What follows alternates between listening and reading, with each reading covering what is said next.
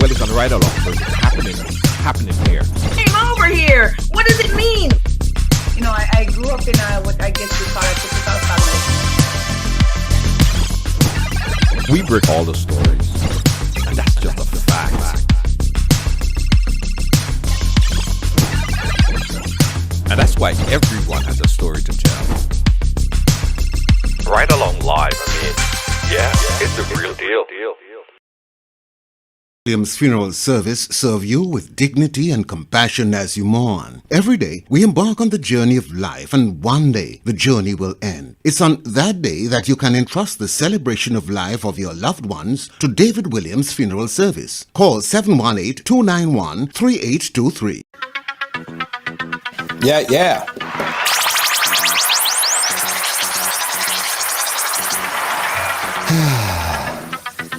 What's up, everybody? Yeah? Check. It's Monday. Welcome to the ride. How you guys doing? Hey, Rollins, I see you. Let me see. You know, I've been accused of not bigging up the first set of people on the ride. So I'm going to make sure that I do that. The first person to chime in today, guys, is St. Paul Renetta. And she say, already.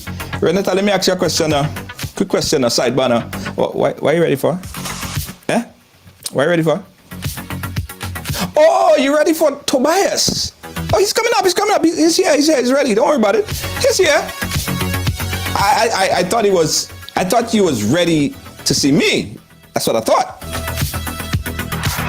I was obviously wrong. As you guys come and go ahead and share up the live, today we have an exclusive interview, guys. Exclusive interview. This man is the hardest man to find, really, right about now. Everybody's calling for him. Everybody. I mean, seriously. Everybody is calling for this guy. Really. And once the hostile takeover was complete, when he took over that party, promises made did not matter. Whether it was the promises he made to Persuader, to Toby, poor Toby. Toby, come back home. We want you home, Toby.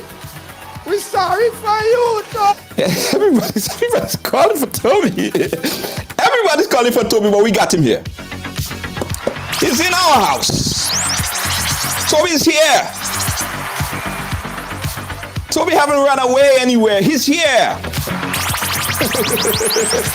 Toby, come back home.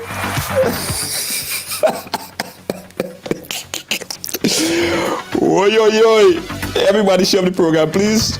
Everybody share the program, including myself. I gotta do this. This is gonna be a good one. Trust me. This is gonna be a good one, guys. Before I even show you Toby, because he's here. Before I show you Toby, he's actually here. I want to share this program a couple times, guys. And everybody do that for me too. Everybody do it for me too. Share it. Share it. Hold on. I want to make sure I share it because my mom said, Junior, when you come live, I want to see this because I want to see this Toby everybody talking about.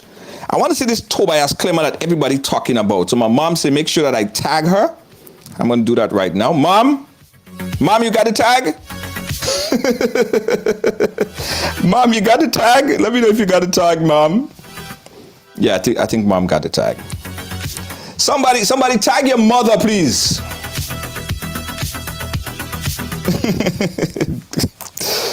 I swear you can't make this stuff up, guys. Hold on, I got two more shares to make. Just bear with me. I got to share this. Toby, come back home. All right. One last share, and we're good to go. Vic, how you doing? Pick up yourself. Share this on a couple pages. Boom, boom, boom. Let me send this off to my friends in Trinidad and Tobago. Yeah, they want to see this as well. The folks in St. Vincent, the folks in Trinidad. Aha! Okay, we're good to go.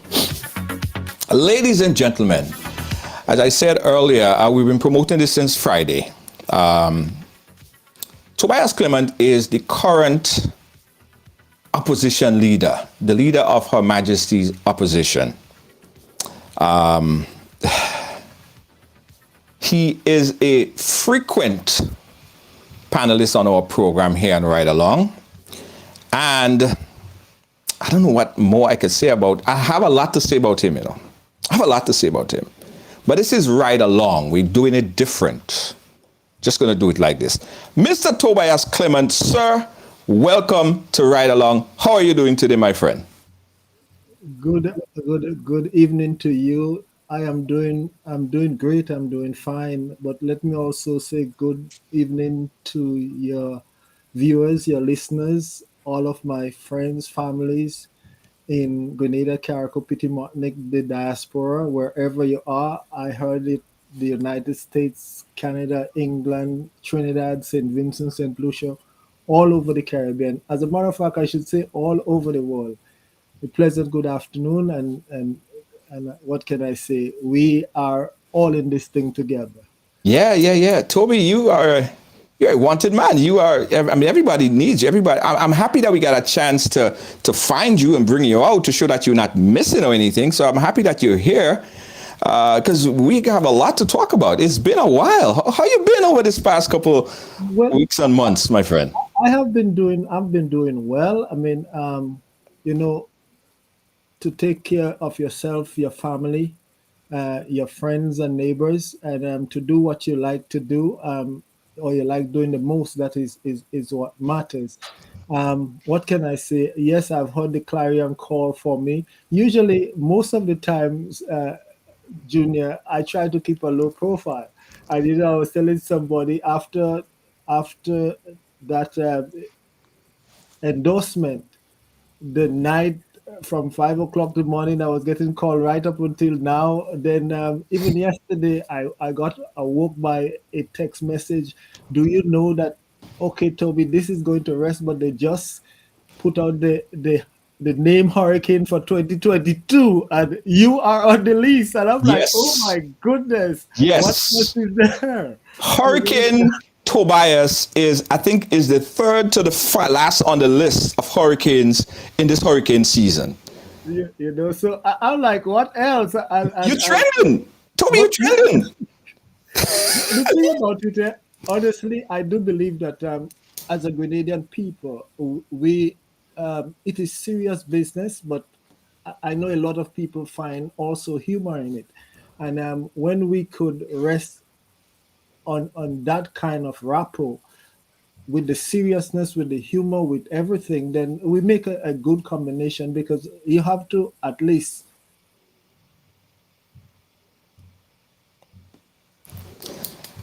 All right. So I am hoping that you hearing us, Toby? Yes, I am. Okay. Because I saw the internet just break up there, and I said, hey, the internet better come back, because this, you broke the internet already. You're already breaking the internet. All right, Toby.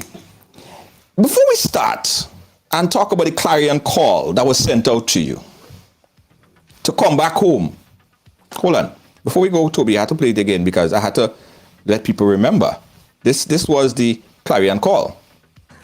Listen to it to its entirety. Once the hostile takeover was complete, when he took over that party, promises made did not matter. Whether it was the promises he made to Persuader, to Toby, poor Toby. Toby, come back home. We want you home, Toby. We're sorry for you, Toby. Come home, Toby.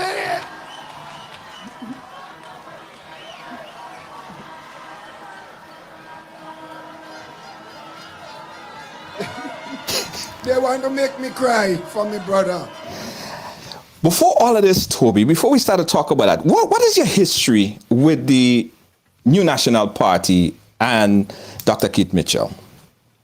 Well, the honest truth is I started my history with the New National Party at a very young age. Even before the inception of the New National Party, I had good conversation and good relationship with Howard Blaze. I mean, I was his next door neighbor. So, I spent during the days of the revolution as a kid, I spent a lot of time with Mr. Blaze. After the intervention and his coming into government, I still spent some time with him. My family in Carriacou, the Emmons were very close to Mr. Blaze. Daddy Edmond was his driver. And I was there when Dr. Mitchell took over the party from Mr. Blaze. My family kind of shifted because, we were seeing the demise of Mr. Blaze. So I was pretty much happy when Dr. Mitchell took over the party, a younger mind, younger people. And it was not a popular time to support NNP or Dr. Mitchell in Carriacou. So, like I tell them, I was there with Dr. Mitchell since he took over the party since 1989 to 2019 when I resigned out after 30 years, even from a teenager come right up. So I've been around a long time, and I pretty much know Dr. Mitchell very well in terms of his politics, in terms of I have seen so much machinations in terms of changes that he have made over the years as he grew older. And I think in some instances, people would know that oftentimes we butt heads because they're not all the times that we saw eye to eye. And in 2019, when it was just too much for me, I just said, no, I can't. I would not take no more of this. I mean, so you want 2 years, you want not two election cycles under the NNP. Why did you decide to leave? It was, and I could tell you that I ran for NNP in Carriacou in 1995. That was when Dr. Mitchell first came into government as Prime Minister. I was the MP, not the MP, but the candidate for NNP in Carriacou, and that was my first time. And then I came back, not so much involved in the politics, but again, they wanted me to run in St. George's Northeast because they couldn't find an alternative. So in 2013, I ran. I won. In 2018, I ran again. I won. And we had a total victory in 2013 and 2018. And like I said, I am somebody that staunchly believe in democracy. I believe in the institutions that governs our democracy. And over the years, what I have seen from 2013 to 2019 is that there was a gradual shift in my mind and in reality with Dr. Mitchell to have absolute power. I was educated a little bit in the United States, and I saw the respect and the separations of powers where you have the judiciary, you have the executive, and you have the legislative. And it came to a head with me when I resigned from the New National Party, when Dr. Mitchell moved the parliamentary branch of government from under the parliament and put it under the Prime Minister's ministry. And when this happens, then the Prime Minister controls now the parliamentary offices, the MP's office and the MP. So think about it. Parliamentary offices where the MPs are was served by Parliament for all these years. In 2018, it was shifted. And here I have my office. And Dr. Mitchell and his people that he gave contract to service the office would determine who work in my office or who do not work, or who hire and who fired. I remember the young lady that was the office manager got fired For what reason? I asked, why was she fired from my office? But Toby, with you and Dr. Keith Mitchell being such close friends over this 30-year period, lot close relationship, I assume. Couldn't it be something that you could have resolved with him? You could have spoke to him about. You guys could have rapped with it. Well, I did try, I think but again, when you get to a point, and I see absolute power there, in terms of you wanting more and more and more.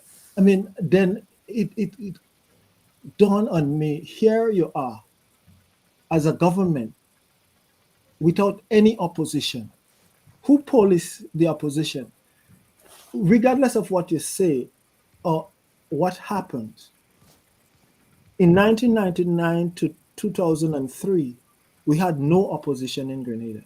2013 to 2018, no opposition in Grenada.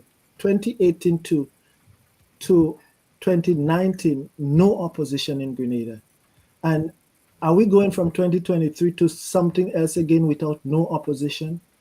Democracy tries best when there are checks and balances. And without checks and balances, as to say who holds government responsible. I believe, and if Grenada go down that road again without no opposition, I think we will be doing ourselves a disfavor. But we have to think seriously where our country is and where it is going to go.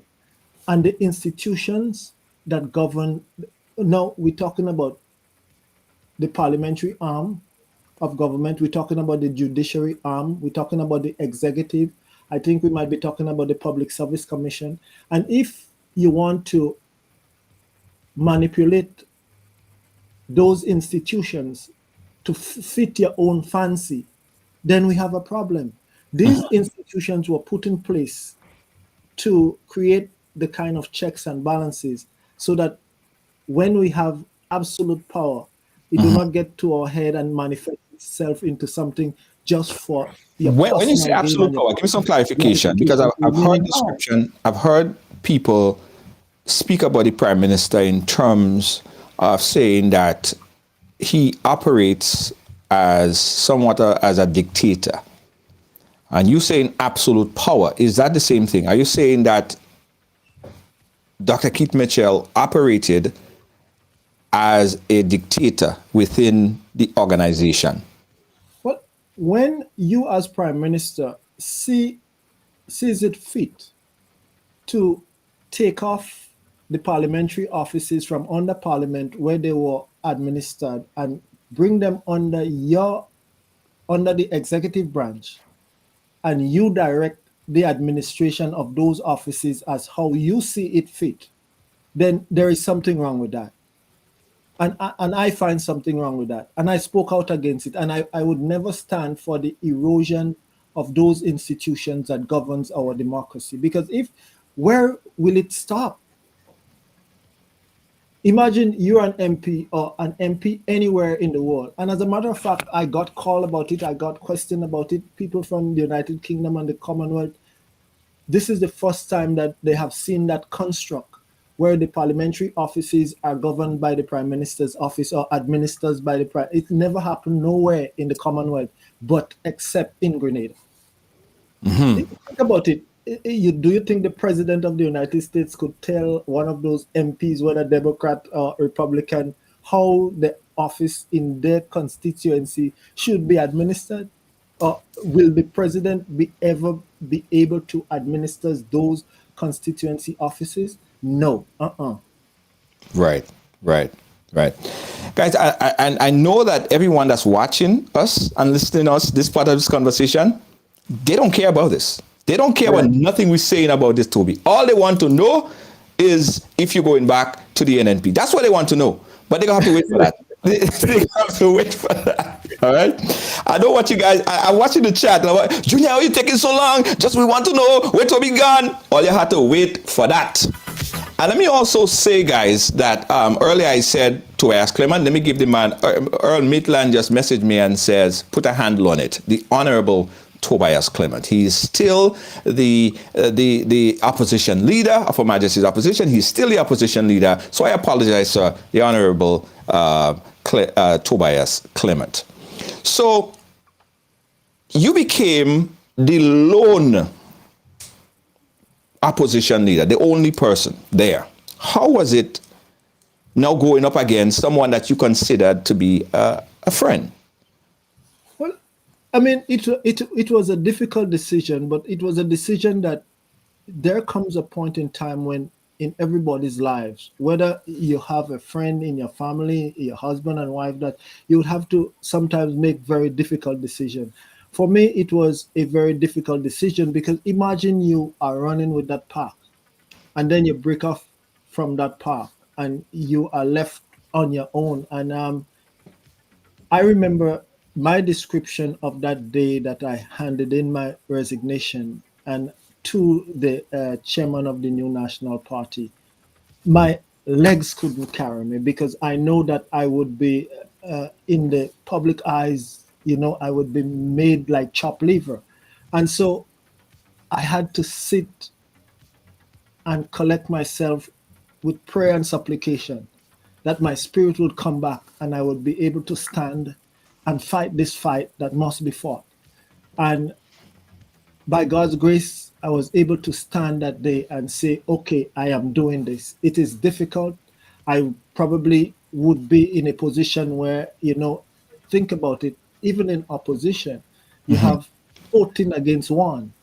It has been a difficult road, but I thank God for his grace. I thank God for good friends, family, people. I thank God for the people of St. George Northeast who have supported me throughout all this. Again, I am grateful to my family in Carriacou and Pitimoatnik who would call and check up on me to make sure that I am good. And I always said to them, I am not worried because I know the strength that he has given me within so that I can walk this walk and fight this fight. And today I am here to tell that story that it has been a difficult part, but by God's grace, I was able to survive those 2.5 years being in opposition or resigning from the new National Party. It has not been easy because, I mean, there are some people within the new National Party and within the ranks that would come what may, that Dr. Mitchell can never do no wrong, or come what may, I am the biggest traitor, or come what it is. But today, I think I am seeing it differently because if I did not have political capital, then Toby would have just been bygones, not even mentioned at all.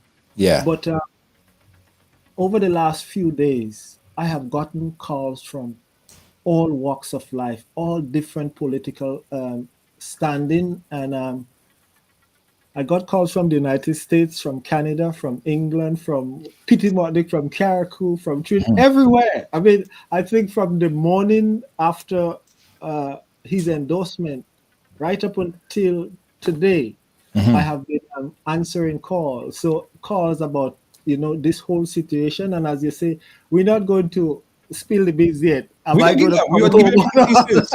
We are giving pieces. But let me ask you, Toby. So you had a choice now. You had a choice because the NDC, National Democratic Congress, of course, there were TGM that came up. And I remember in an interview you saying that in order to defeat the NNP, which you describe as big and bad, the big bad in NNP, you need a coalition. You can't have TGM and NDC and all of this other small fraction of parties coming and just popping up. That would never defeat NNP. In order to defeat the NNP, you would have to come together. TGM fell out somewhere along the line. So then the emergence, the rise of Deacon Mitchell and the NDC. What is your relationship with the NDC? And what has been your relationship with Deacon Mitchell, NDC? Well, let me address, my becoming the opposition leader and trying to bring parties together. I remember when I became the opposition leader and I had the following around me and people, a lot of people were urging me to form a new political entity. And I said, I do not know if a new political entity would be the answer.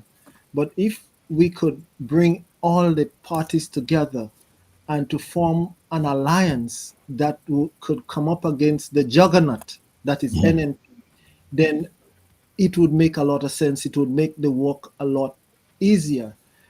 And so, yes, I spoke with people from all little political parties, big and small, TGM, NDC, and other people that were independent candidates as to how we can do this.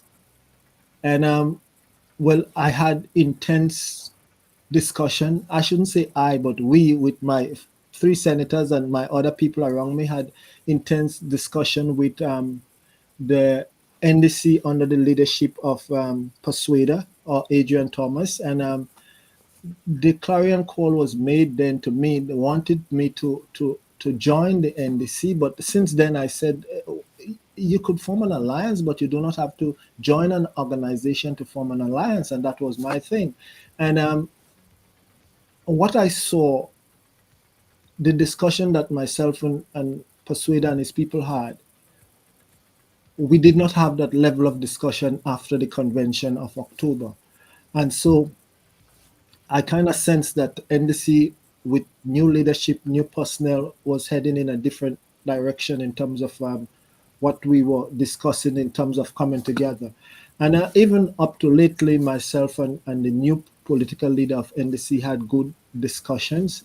And somehow I think the sticking point there that maybe I could not acquiesce to was that if I have to work with the NDC, I must join the NDC.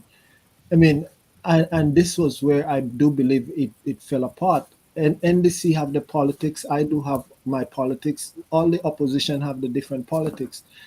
If you look at the politics of most governments, and I could start from our neighbor in St. Lucia, in St. Kitts, you go to Germany, you go to Israel, you go to so many different countries, you see people coming together, regardless of political persuasion, not under one party or one heading, but I think probably NDC wanted one party, one heading, and you must be.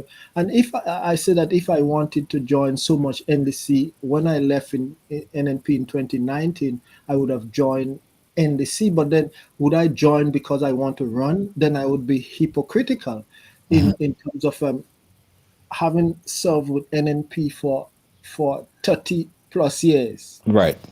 And then after 30 years just join NDC, then something is wrong with that. I think some people should stand on the principle of it. I mean, Right. when you think about it, and that was my stance there. And so that probably broke down and fell apart. But in the whole discussion, my thing, and this is probably one of the takeaways from here. I stated that I serve with NNP and within government, and nobody can say that I ever asked for anything or demanded anything. In my discussion with Persuader or with the new political leader of NDC, I have never demanded or asked for anything. My thing is, how can we best put forward an affiliation, an alliance that can lift Grenada and its people up? How can we make government work for us? How can we put an alliance together that is a winning alliance that would win not for ourselves but for the Grenadian people? And that is where I have always been. And it is true, nobody can ever say that they promised me anything because I never asked for anything. Right.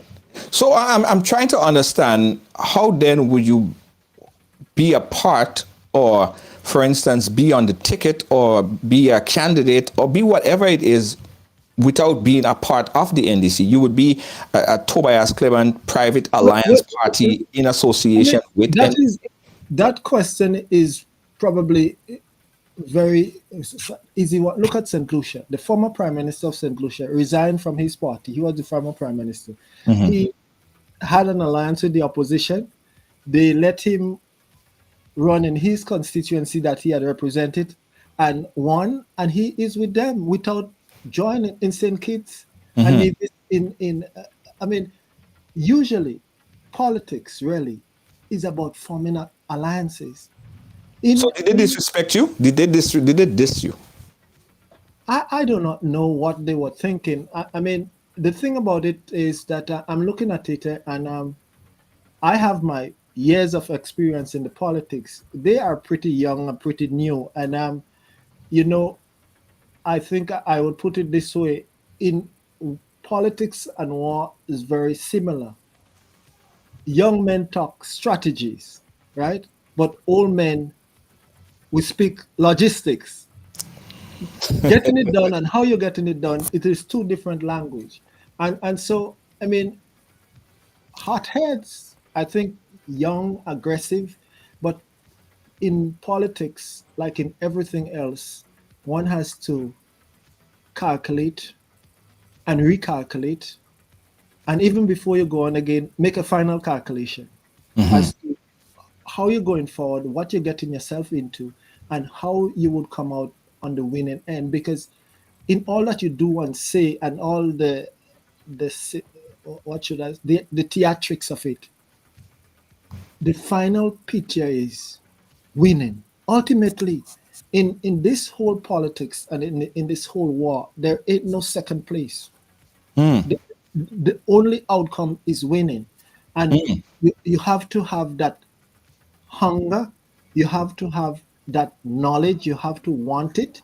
But again, the politics is a science and it must be approached scientifically. And when that is done, then you put all the strategies and structure, logistics in place, then, and that must happen before the election, so that ultimately you would see the victory before the election day. So what you're saying that if you are in a situation where you don't deem you don't deem that this might be a successful victory for you, and that have to be preempted. You have to know this prior to going in. It's not a move that you would necessarily make. In the case of the NDC, let's put that into perspective with the NDC. NDC would approach or may have approached you in certain instances. Did you see them as viable? Or do you see yourself as adding viability to their cause? More so that you could take them to victory?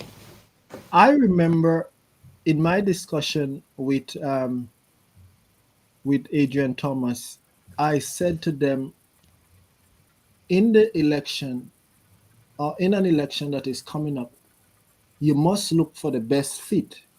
You must look for the person that can bring home the victory. Now, I may not always agree with Dr. Mitchell, and many times we butt heads, but one of the important questions that he would ask you, can you win in that constituency? And a lot of the time we are selfish and say, yes, we can win.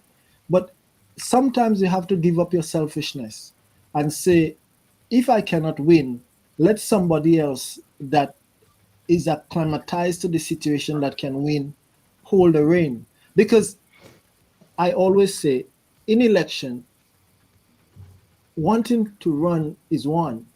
Running and winning is great, but running and losing is a whole different ball game, and you have to prepare yourself for all eventualities. In that, if you do not win, what become of you psychologically?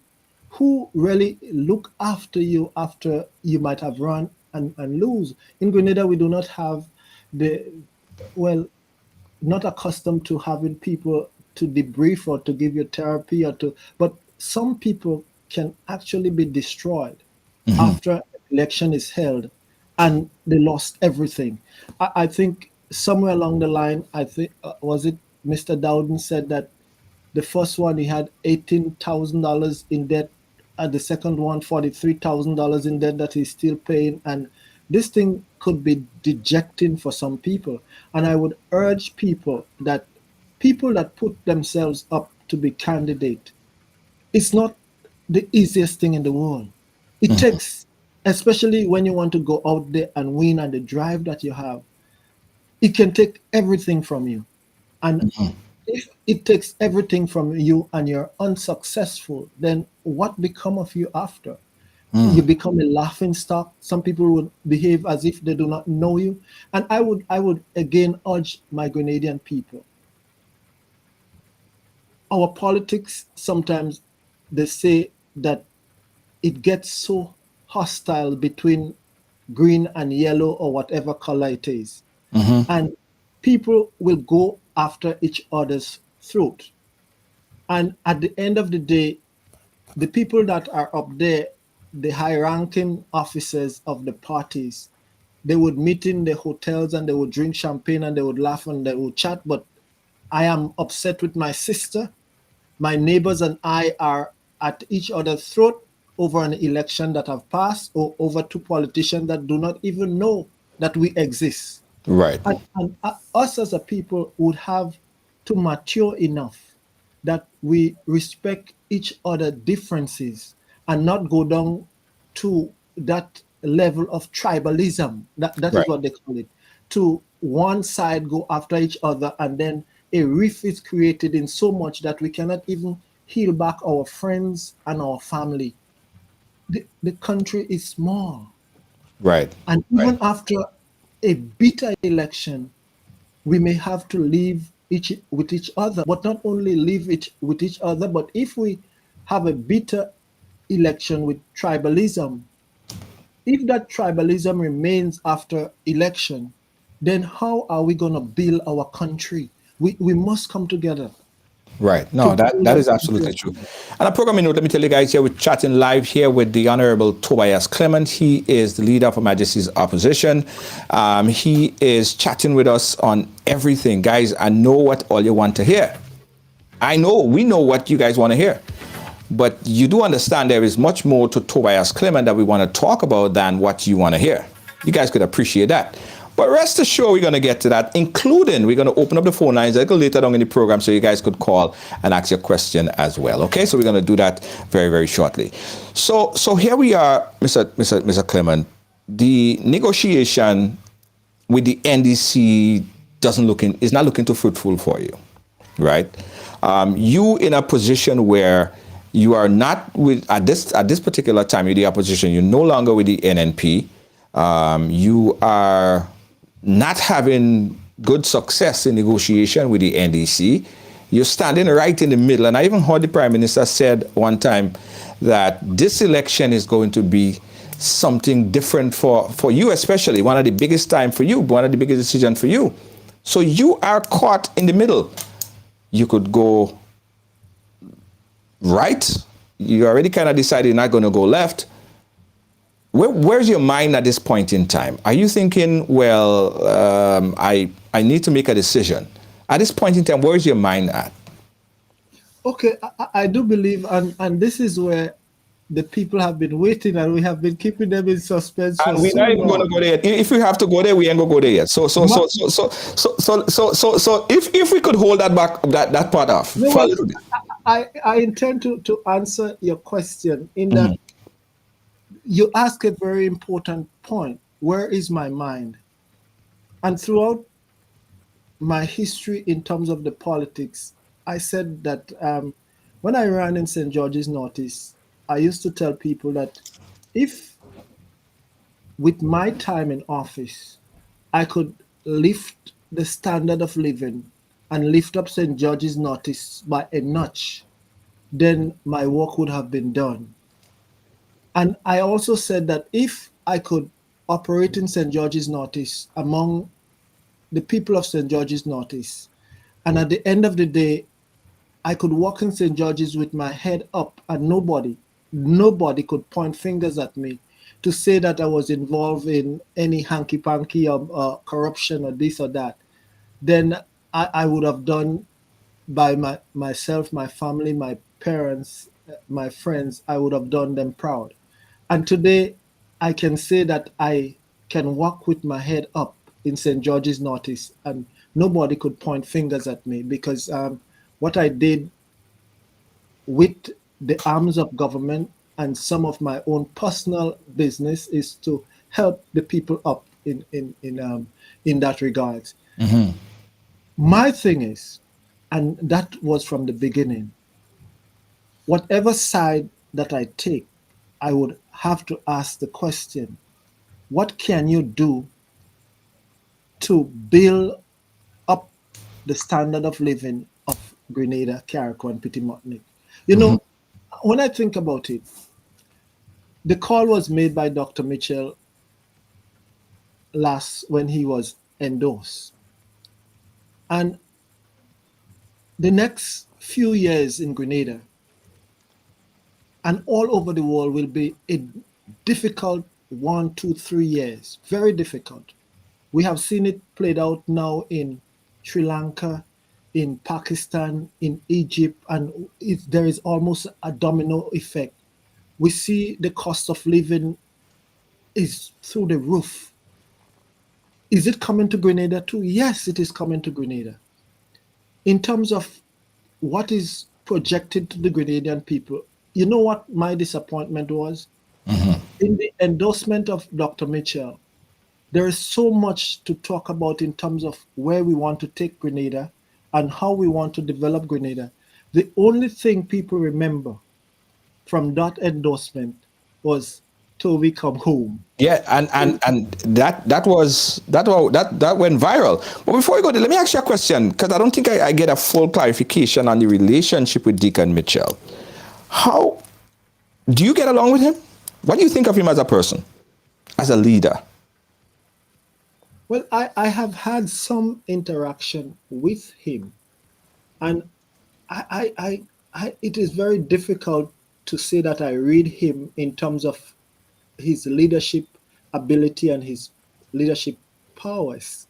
In that, yes, he has his law practice, but he has never been out in the limelight or in the forefront of Grenada politics, except now. I think very early on, as leader of Her Majesty's opposition, I had engaged him because I was told to engage him by one of my people, that he might be interested, because I wanted him to serve in the Senate. And when we approached him and I approached him on the subject of being a senator, he said to me that he was not interested in frontline politics at this time because he was serving as the consulate for the Netherlands. And but we had discussions. I visited him. He visited my place. Because he related to me that he was not interested in frontline politics, I did not see that coming. But again, who's to say?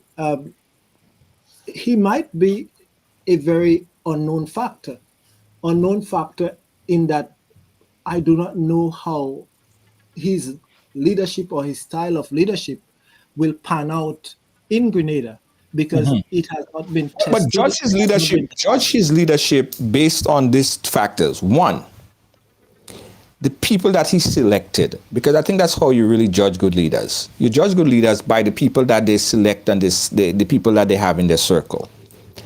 And judge him based on the decision that he made thus far. One particular decision, and is a forefront concept that he's been speaking about. He said that if or when he were to be elected as Prime Minister of Grenada, he will pay public servants twice a month, right? In far contrast, the NNP said that this is a pie in the sky concept. But go back a little bit, the NNP 20 years ago made the same claim, right? I understand Dr. Mitchell also said that he made the claim 20 years ago. He looked at it within that time frame, and then he decided that it was not suitable to pay public servants twice monthly. Judge him on the decision, judge him on the people that he select. What kind of leader is he? And the decision that he make? There is a lot there to chew up. And 20 years ago, or maybe even before 20 years ago, I think I was a young man when I was aligned to Dr. Mitchell in 1995. And that was one of the possibilities that we look at, paying fortnightly in Grenada. And young, with all this energy, with all these ideas, yes, that was, I mean, I was there. And I think my memory still serves me right. I was there when as a young man, Dr. Mitchell did make some changes in terms of the wages with police officers, with public workers, with a lot of things in Grenada, with how do I say, personal income tax and so forth. And paying regularly or twice a month was looked at. But in the concept of Grenada politics, very earlier in the game in 95, between 95 and whenever, I discovered that Grenada government do not sit on a reserve there. And sometimes talking to the PS and talking to them, if you do not get that, make that payroll by the 18th of the month or by the middle of the month, you're almost in trouble. Then you have to go and seek financial assistance from all different kind of means to make that payroll and then pay back after. To pay twice a month in Grenada would be, I mean, yes, it would create some economic activities, because that was what was thinking. But is it possible to collect those revenues in 2 weeks? A lot of things would have to change.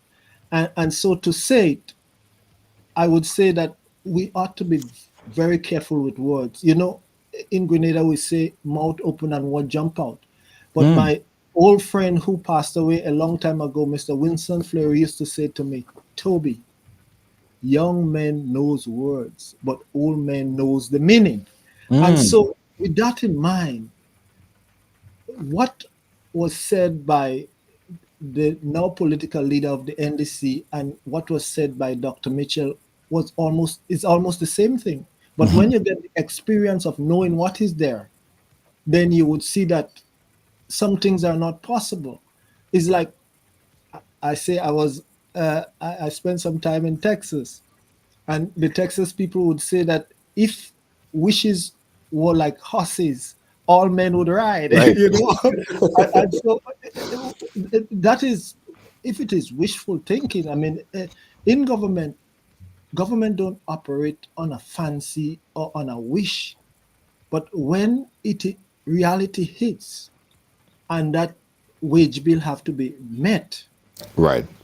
that is a serious time for people. I remember one young lady told me that she was working at a restaurant and everything would be fine. But when it is coming to pay time, the boss gets very upset with everybody because of the pressure to meet that wage bill. And so I know and I have understand from both the Minister of Finance and the PS the pressures that come to bear to meet that wage bill when the time comes. So you're saying because VAT is the biggest source of income into government, and that contributes to the wage bill, and that VAT might come in like about the 20th of the month, it is impractical.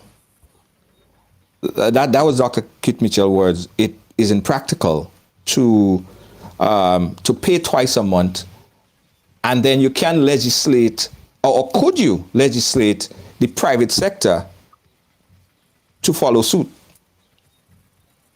Well, I mean, in practically, even the collection of VAT sometimes is almost like pulling teeth for government, because remember, the private sector just don't go and pay the VAT that they have sitting there. They would always have to pull all the books together and do the math of it and make sure they get it right so that they could give back to government the VAT that is there.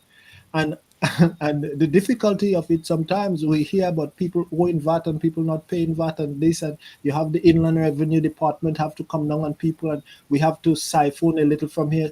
I think I remember a few years ago when between 95 to whenever Dr. Mitchell had to go to some private sector friends to cushion government so that they will be able to meet the wage bill, and then afterwards. So the thing, government wage bill, what in terms of commitment every month, 52 million dollars or more. If at the end of the day you're supposed to your commitment is $50 million and you only collect $40 million, you're $10 million in the red. Or if you collect $35 million when your obligation is $52 million. And I know, because good friends that were PS before me, like Mr. Timothy Antoine, so Timothy Antoine and so forth, had related, because I ask, and sometimes the headache is not easy because the buck stops with you as PS in finance, as the Minister of Finance in that department. And probably that is the department that gives the most headache for any government, is to make your obligation to the public in terms of especially reoccurring expenditures. Right. Okay. I want to talk about the payment of pension and gratuity, because you say that the wage bill is at about 52 million, right? Is it the NDC administration is saying if they were elected into office, then they would move swiftly in paying the already judgment that the court handed down, right? They would go ahead and pay it. Based on your experience in government, how do you foresee that happening? I know that you're not in the party to know the logistics of how they plan on doing it, but you have experience sitting there, being around the numbers as well. How do you foresee that happening? How do you foresee that the NDC would make that happen? Especially they're saying that they're not going to the IMF or solicit any funding outside. In terms of the pension and gratuity, I support the action, and I think government maybe perhaps support that action too, that the court judgment must be honored. My question now is, how do you expedite that court judgment in an amicable way?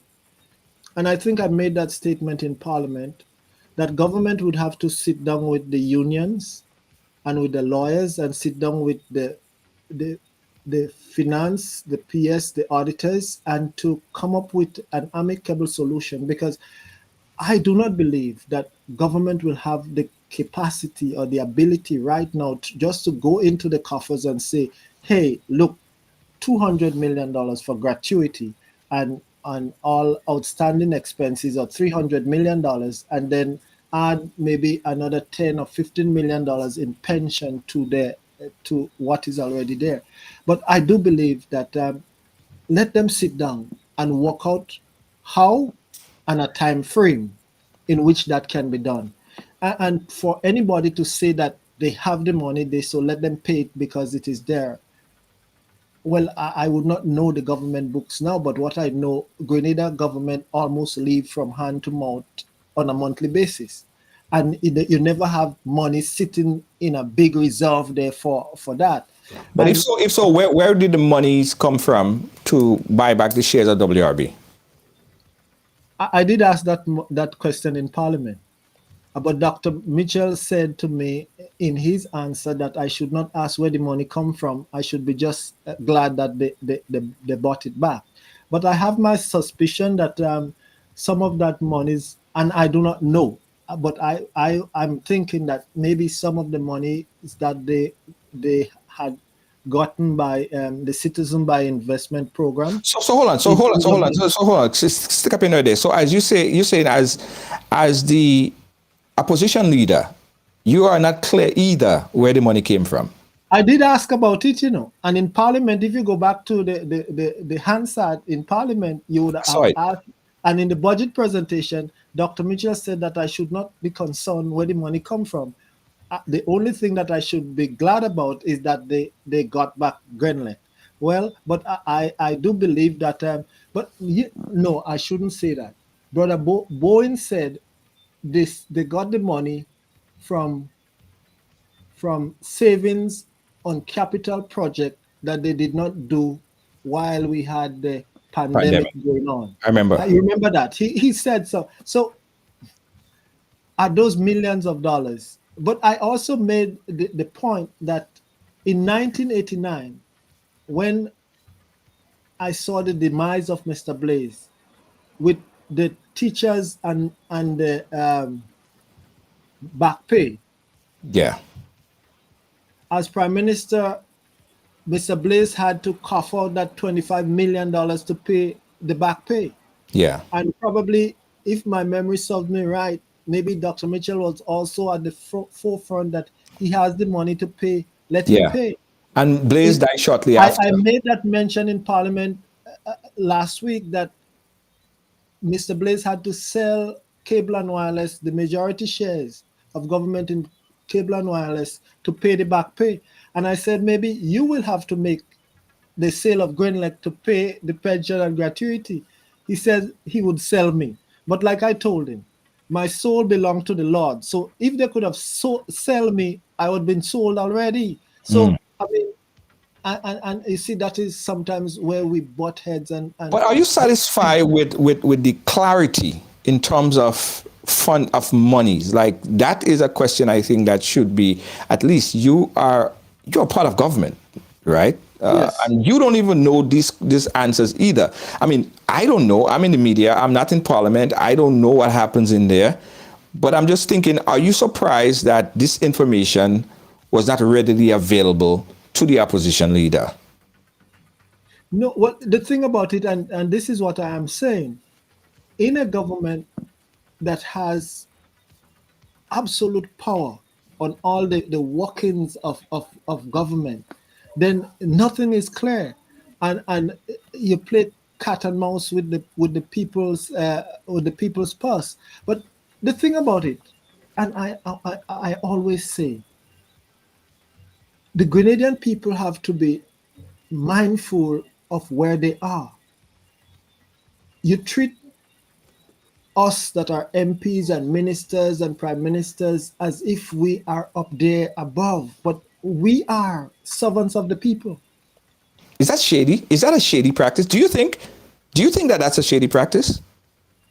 In terms of not disclosing the direct and exact and precise source of the money to buy back WRB?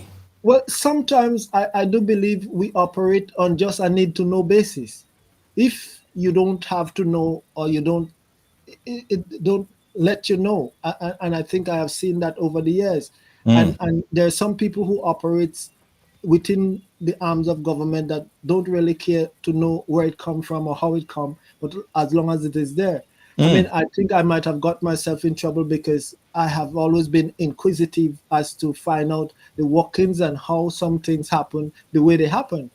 Because if you are coming up and you're learning, you would want to know how some things happen. Right. And information for a lot of government in the United States, you could go to court for full disclosure because it is in Grenada here. We don't have that kind. The law do not have that kind of teeth as to get some of those information. Have you seen any other shady practices that doesn't look too above board, or that you question? Any other financial shady practices, alleged shady practices, that you observe, that you still question up to today? Well, I look at one. For instance, there was this insert of monies into Grenada from the Citizen by Investment Program. That, yes. It was put into a fund that is called the National Transformation Fund. I saw that the principals of that program, a lot of them resigned a year or two ago. and we had new principal. The program is almost at an end. We saw that Chublu Bay resort thing that was building company with that ambassador that was in charge. And then I think we saw again something to do with the shrimp farm in St. Mark. Right. And then we saw with Lu, the Chinese Lu, Charles Lu or whatever his name is. Right. And we just seen the disappearance of these funds, and you ask yourself, nobody to give account or where did it go or what was done. Or I mean, if you come right home to Grenada, we had some of it with the meltdown of the whole banking system with Clico and Bico and Cap Bank, and some people, our Grenadian people, lost so much money in those schemes that nobody is held responsible or nobody is held account in terms of because there are But a people couple of that the things that you mentioned, like the shrimp farm, at that time you were not in a position. You was like right front seat center with the NNP. So you must have known what's happening, especially with the shrimp farm.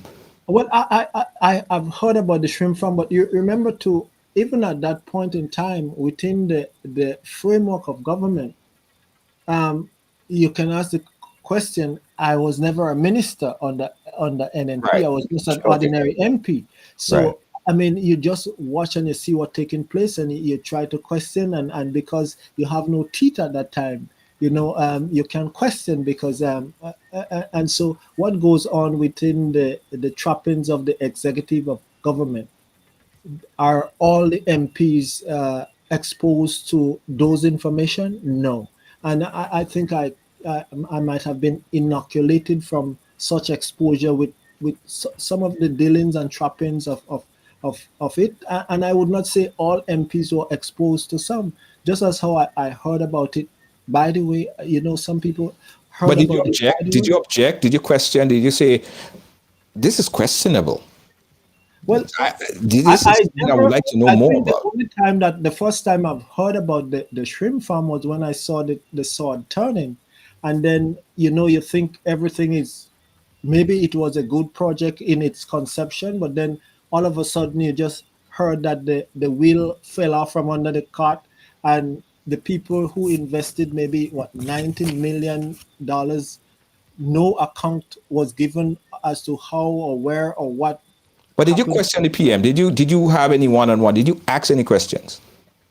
Not to Dr. Mitchell, not concerning that. Not Okay. concerning that. It was a kind of need to know kind of thing. You didn't really need to know. Well, as for me, my focus concern has always been in terms of the development of my constituency, because remember, MPs are to mind the business of their constituency and the development of their constituency.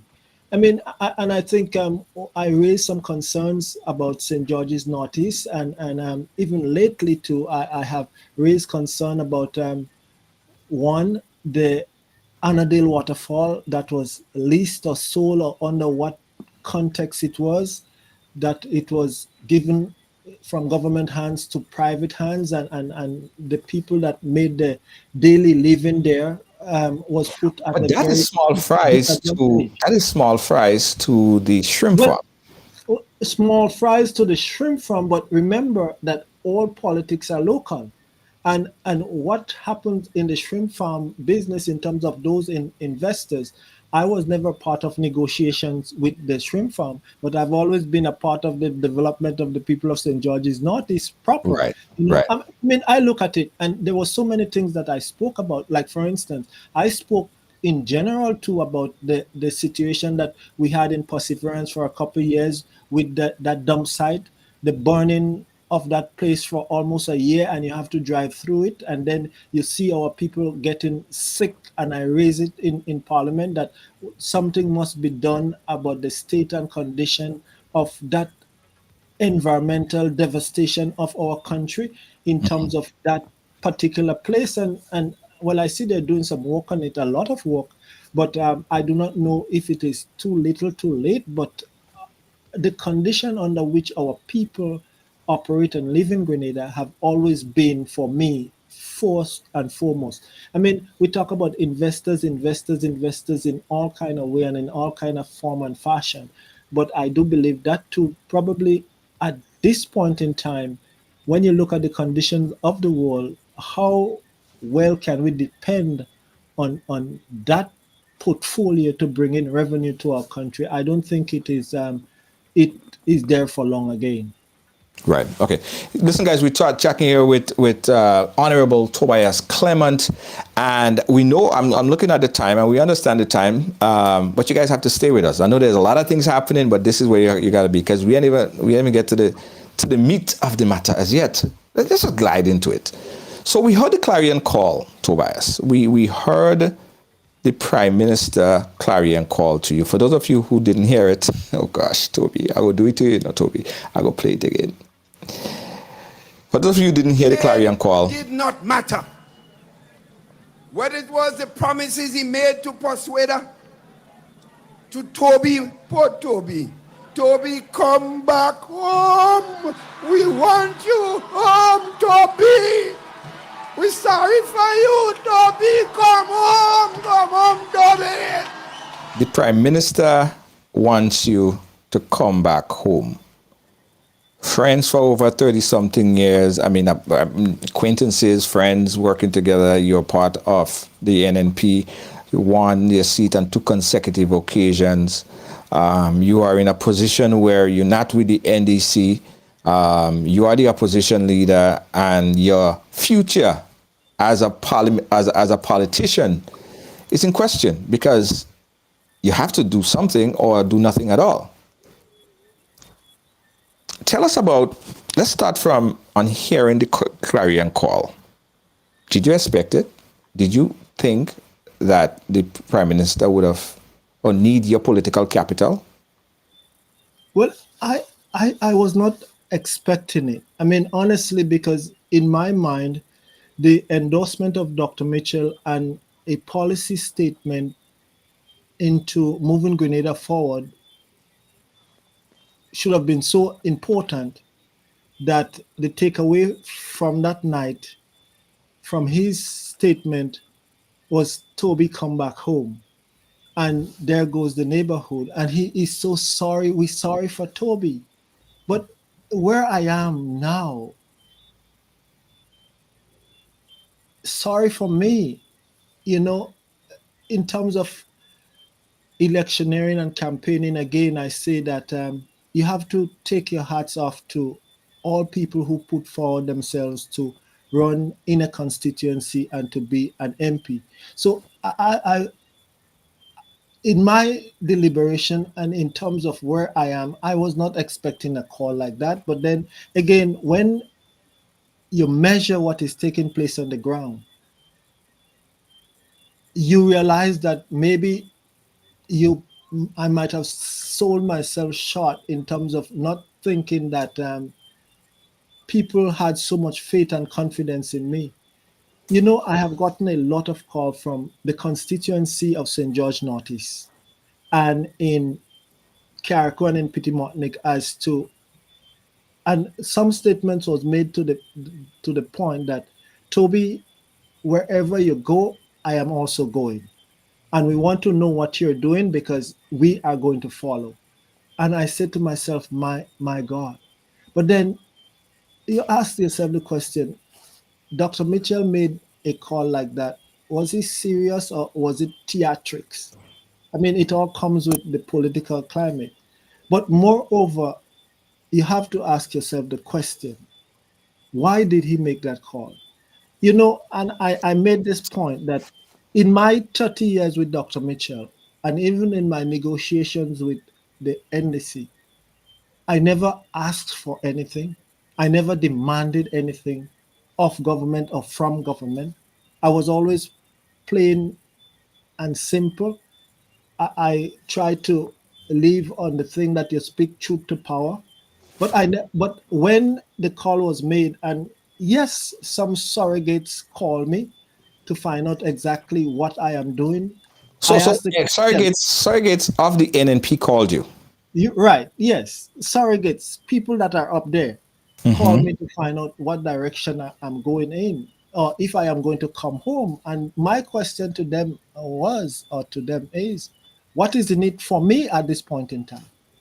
If today, Junior, I live as I am right now and appear on NNP platform or NDC platform after all is said and done, then people would lose a lot of faith, a lot of confidence in me. In that, I mean, I would be as good as chopped liver.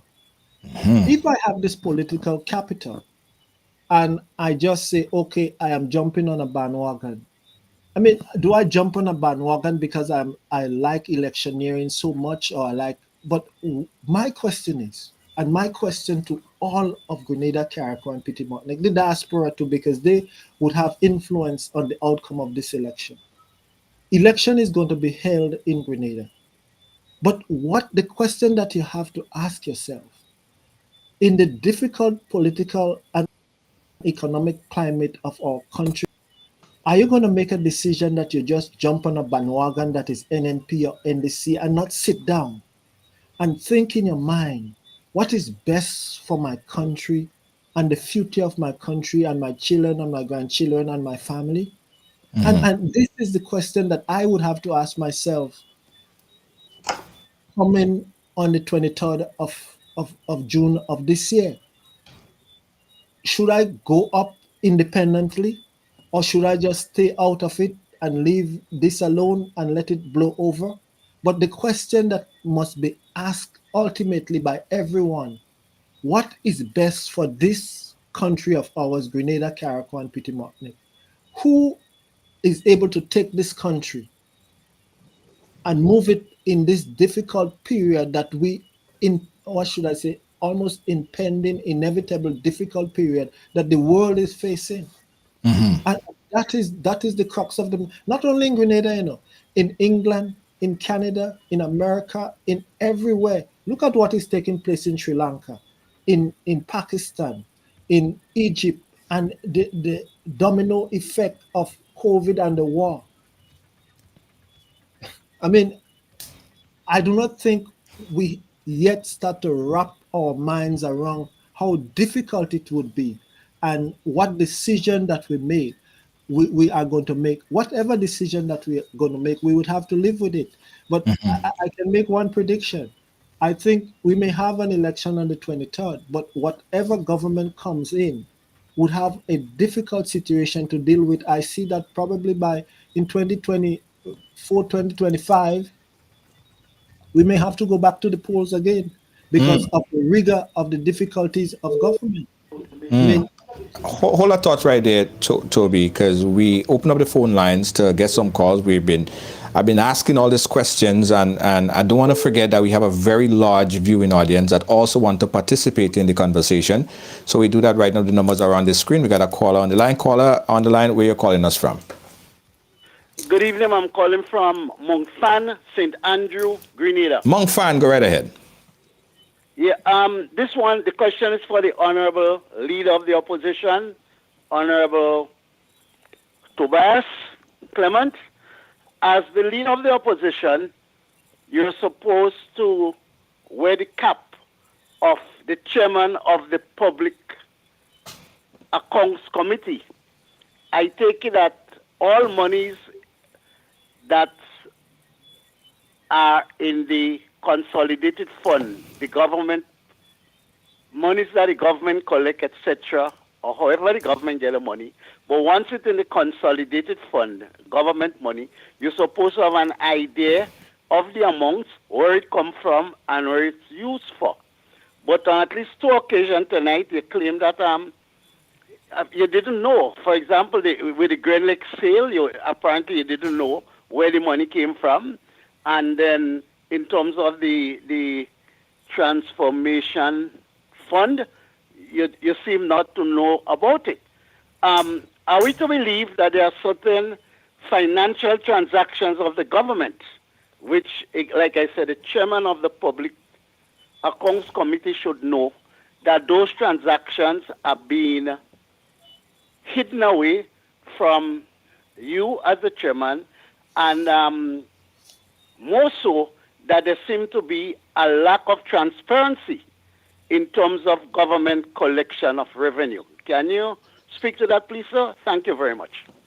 Yes, I can speak to that. You know, I spoke about the Public Accounts Committee and either the ineptness of certain arms of government. In 2013, when I came into government, I was not a minister.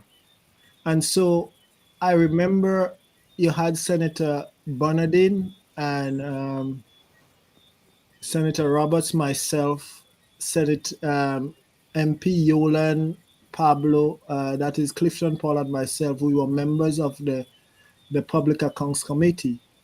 And the Public Accounts Committee, first and foremost, should look at the audited accounts of government for that particular year.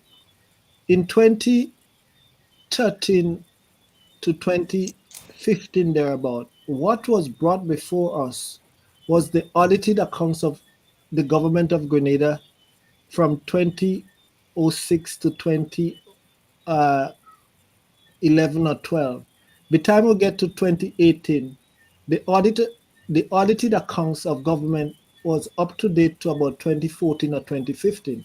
And I made the point, the audited account of government should be relevant to deal with now. Why is it that that department, the audited accounts of government, to know the finances of government, is never up to date, but always years back? So even by 2018, when the next election came, we were not up to 2016 or 2015. We were just up to, and it is slow.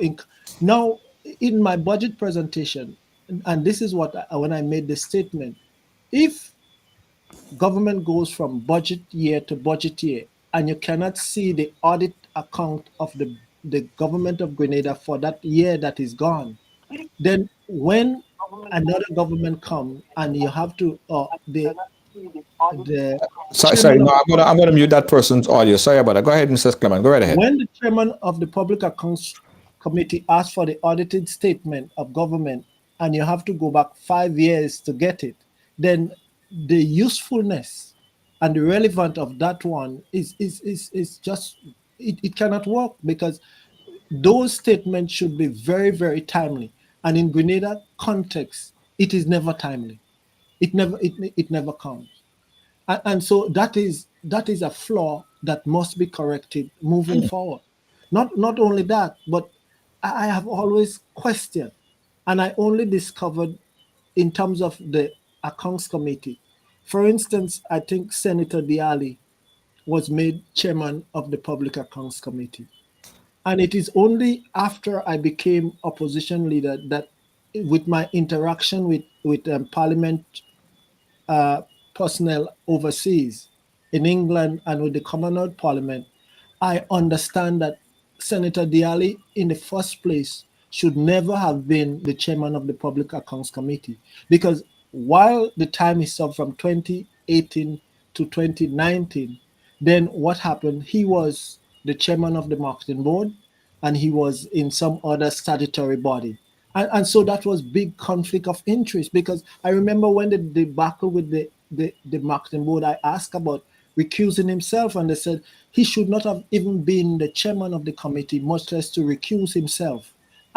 So if you do not know, and when you get to understand, it's like, why did they do it?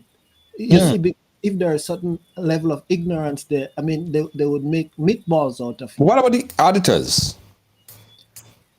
And the audit department is there. It should be an independent arm of the government, because they should be auditing the government statement, financial statement, in a timely manner, but it is never done in a timely manner. A lot of questions there, but we're going to take another call right on the WhatsApp. Caller on the WhatsApp, go right ahead. Call on the WhatsApp. Hello? All right, the call on the WhatsApp is not ready. Let's go to the call on the phone line. Call on the phone line, go right ahead. Yes, is that me? Yes, yeah, that's you. Go ahead, sir. Oh, sure. Well, good afternoon. And great to be listening to this conversation. Well, I think the bigger picture when it comes to transparency, that has to do with the citizens who are paying monies into the government. They should actually know, what's collected and where that money is spent. So it's even beyond in your position. I think it's rather important that the citizens should know they are the ones paying it. So whether the government makes a great decision or not so good decision or bad decision, they should know because they are the ones who have to pay it. And I think that's just common sense and just a moral responsibility in terms of that. In terms of the pension, paying the pension, the reality is that it would do a lift to the economy, and the government over time would be getting back much more, for what they'll be paying off in terms of the pension, because as people have money, they'll be spending. I mean, imagine for how many years, in some cases over 30 years, citizens didn't have that money in their possession. If they have that money, they would have had debts to pay. They would have had different things to do, repairs on the house and buy a car and stuff like that. Well, the government is going to benefit for that. So probably in a 3 to 5 year time, the monies that the government would have been paying out, they will already start getting back a significant part of it, and it continues to come back into the economy. Yeah. Thank you. Thank you, caller. Thank you so much for your question or comment. Toby, you want to respond? To his last point there, in that sometimes, I was the lone opposition in the parliament. Right. And some of the things that have been raised, I raised it in parliament, and I raised it like nobody listened. I mean, no. And then the support from the Grenadian people, even when I raise certain issues and it is almost laughed at, then it is just dismissed. But sometimes I could be as serious as a heart attack, and the politics of day-to-day life for people. How do I put food on my table? How do I send my children to school? Do you think I care about the workings of government, as long as at the end of the day I can just leave, and right. I think I found a lot of that. But what I'm saying, we have to pay attention to those institutions that govern our country to make our democracy work for us, and we have to take that into consideration. Yeah, absolutely. Let's take the other caller on the WhatsApp. Call on the WhatsApp. Go right ahead. Where are you calling us from? Good evening. Good evening, Mr. Clement. Yes. Good evening. Now I getting kind of puzzled because I'm listening. I have a lot I could take away, but I listen to about the shrimp farm. I listen about Charles Lou with I think it's Monk Hartman. We listen about a lot of things. Maybe Dipcon could be one of them. So it's a lot of these millions and millions of dollars gone down, and nobody could not come and give the Grenadian a little idea of nothing. You try to ask some question, you ain't getting the right answer. So it seems to me that you was between the rock and a hard place. So okay, you pull out, but things continue to happen. There is people out there. There is committees set up. There is a lot of things set up, but we're still not getting clear what is really going on with our money, how our monies are being spent, what happened to those money. So we kind of getting dirty share too. So I don't know. You come out with some things that I want to clear it in my head, but it's now that I'm really baffled in my mind. Thank you so much for saying those things, but I still believe there is something that you're not saying.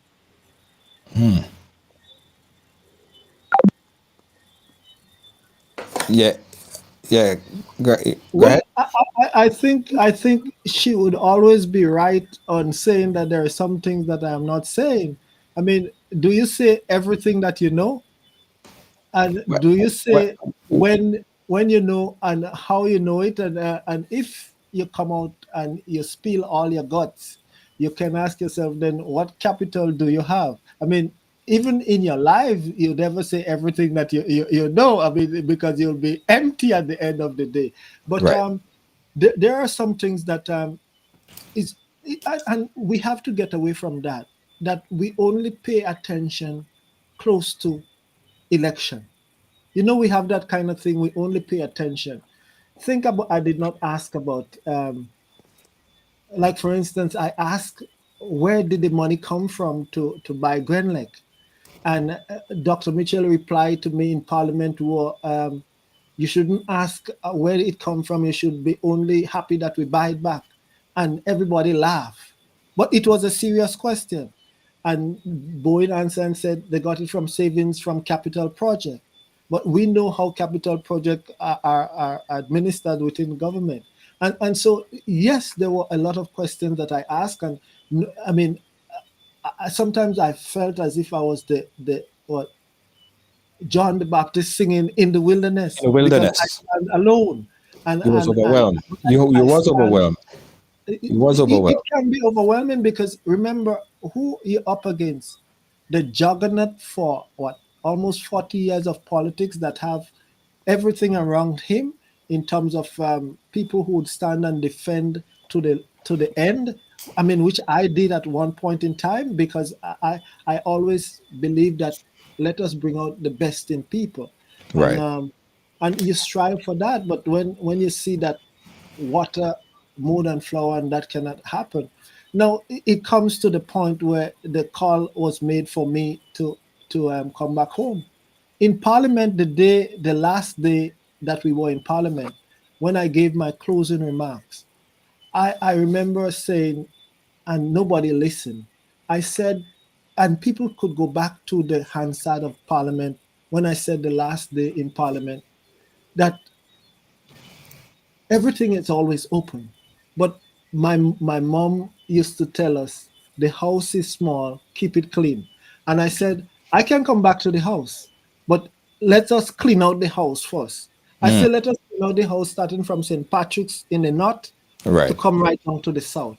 And I said it with passion, I say it with meaning, and everybody just think that. But Let me ask you a question. We have a lot of calls on the line now, and we're gonna go to it. I'm seeing all the phone lines lighting up. Are you protecting something, or do you feel the need or the urge to protect something or someone? Me to protect something or some, no, I don't. I Let me tell you, I am today Because you from where said I you said about you don't spill your gut, you don't tell everything. Are you holding that as political capital? Like they gonna need you for that because they gonna always need you for that because you hold this in your hand and you're gonna swing it. I know this. I have this information, and I'm gonna keep swinging it at you. no, Is that a political capital? it is a dangerous thing to do in politics, and sometimes what you hold close to your breast, you hold close to your breast, and you never let people know that you have some things close to your breast because I mean, you never know what can happen to you or what people can do to you. So you would not know what I am holding, but I would not say that they say knowledge is power.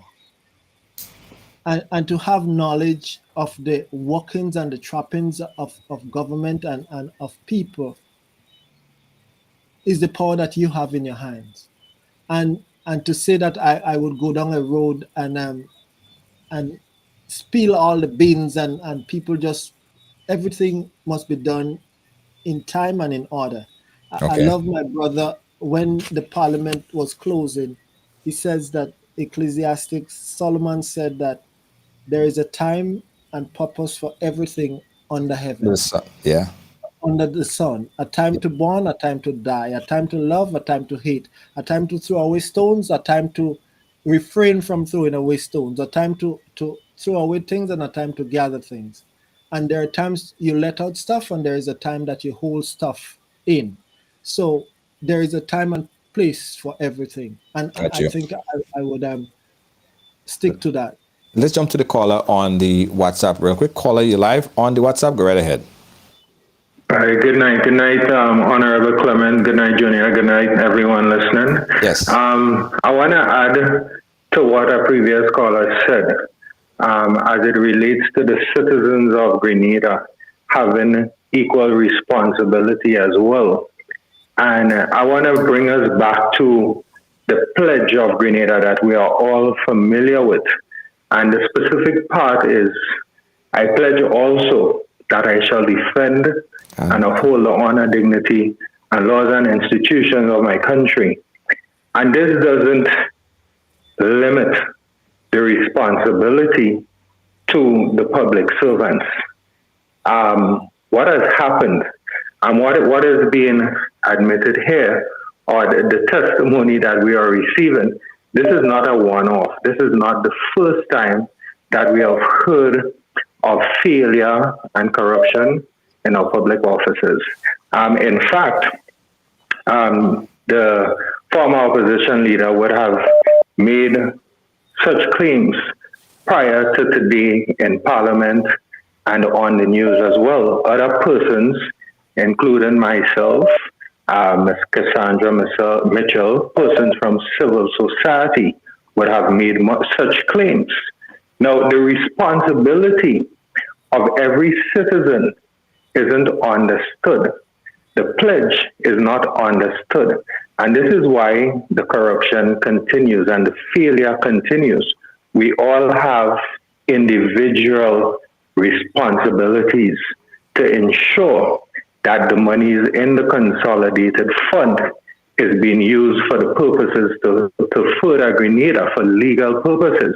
Now, if I was to ask out of 110,000 persons, how many Grenadians, taxpayers, ever walked into the Ministry of Finance to find out from the Accountant General how our money is being spent?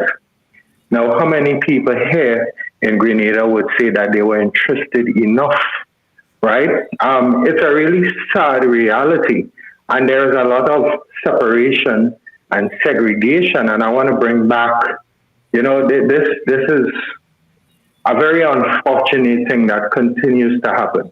I want to bring back the struggles of our brothers and sisters who were sent home for not being vaccinated at their workplaces, the vendors at the Grand Dance Market whose constitutional rights were taken away because they were not vaccinated by the Grenada Tourism Authority. Now, we all, as citizens, had a responsibility and a duty, a civic and moral duty, to stand with those vendors. But it never happened. So in the comments, I'm seeing that there is sole blame placed on Mr. Clement, but we all should take some scolding. We all, as a country. Thank you. That's my contribution. Thank you so much. Thank you so much, caller, for your contribution. And of course, we have the lines lit up. Mr. Clement, you care to respond to Earl Maitland? Well, I know Mr. Maitland very well. I know that he has been very politically astute in our country. And it reminded me that even my time as opposition leader, it was not all easy. I mean,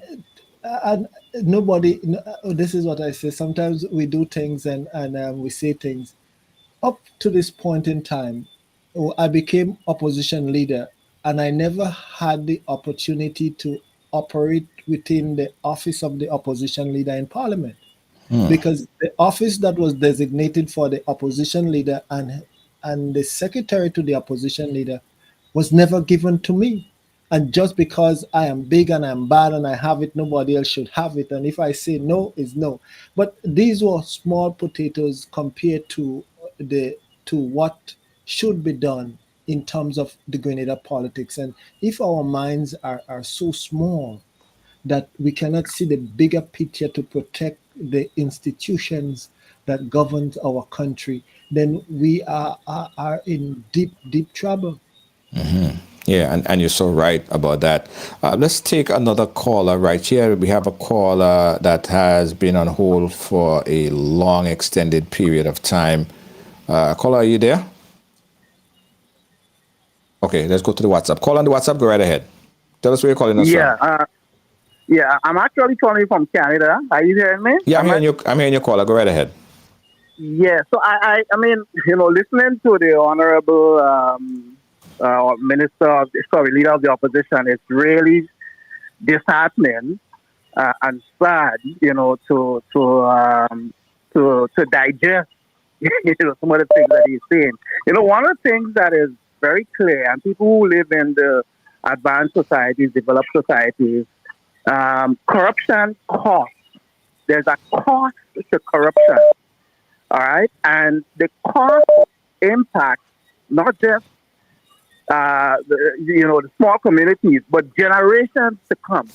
There's I'm certain that those projects that failed, both in some cases I know do add to the public debt, and taxpayers' money have to be raised to repay that. But I think the question more so is, to my mind, is one, the absence of institutions in Grenada that are central or essential to a proper functioning democracy. For example, the audit department, the director of audit, is a constitutional required position.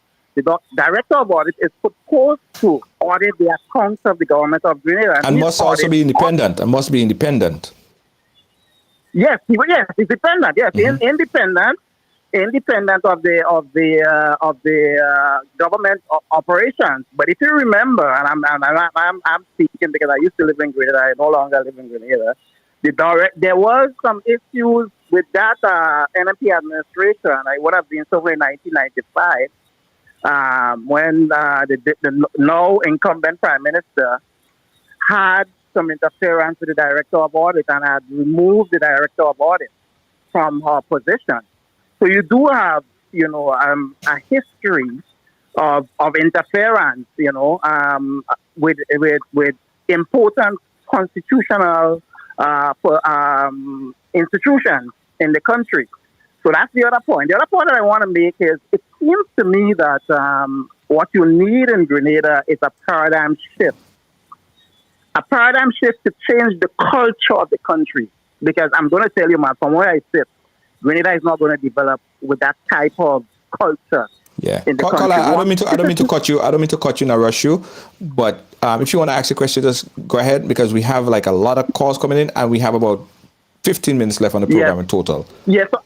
So I want to ask the honorable opposition leader, what is he doing to facilitate a change in mindset, a change in culture of the people of Grenada? How is he contributing to that? Because if he's not, then he's also contributing to the destruction of the society. Thank you, man. All right, thank you so much. Mr. Clement. Hello.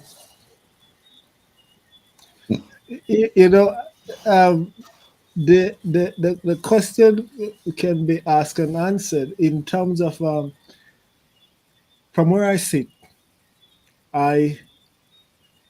Yes, I am involved in politics, and I got involved because you care about people. And first and foremost, politics is about the development of people and caring for people and the development of the social life. But in my development, I have always been involved in education. And as I started educated in Pitimontnik in Carriacou High School, I did Tamsisi, I did university, I came back working within the school system, within St. George's University as a demonstrator instructor. And so I've always been involved in education. And I say to lift people from wherever you are and whatever walks of life you are, the best investment that you can make in yourself and in your children is an investment in education. And when that is done, you would have made them independent.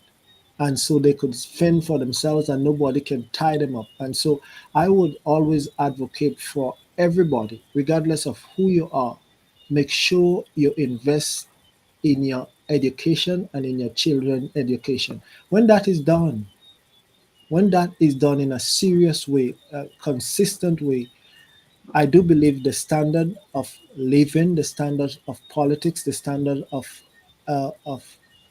finances in Grenada will go up a lot, because we would have made them independent by education. From whence I came, little Pitty Motnik and Caracrow, from humble beginnings, always. And I thank God for his mercies, his grace, and good parental upbringing that I can sit here and articulate to you and to the world that to break that cycle of poverty and disinformation is through education by his grace. Through education. That is what I have to say. All right. We got a caller on the phone line. Let me see if I could get that caller audio up so they could, they've been on hold for quite a while. Caller on the phone line, you are live. Go right ahead. Where are you calling us from? Sorry for keeping you on hold so long. No problem. Good evening. I'm calling from Grenada, Junior. Hey, hi, Good night Grenada. to your listening audience and viewing audience and to your guests, yeah? Yes. If I ask in a question that you already asked, sorry about that, because I've been off and on your program, yeah? But just ask the question straight because we don't have a lot of time, so just go straight to it. Yeah, no, I have just a few questions for Toby. Okay. When he was appointed opposition leader, he has the right to choose 3 senators to the upper house of parliament. I would like to know, why did he choose the 3 persons?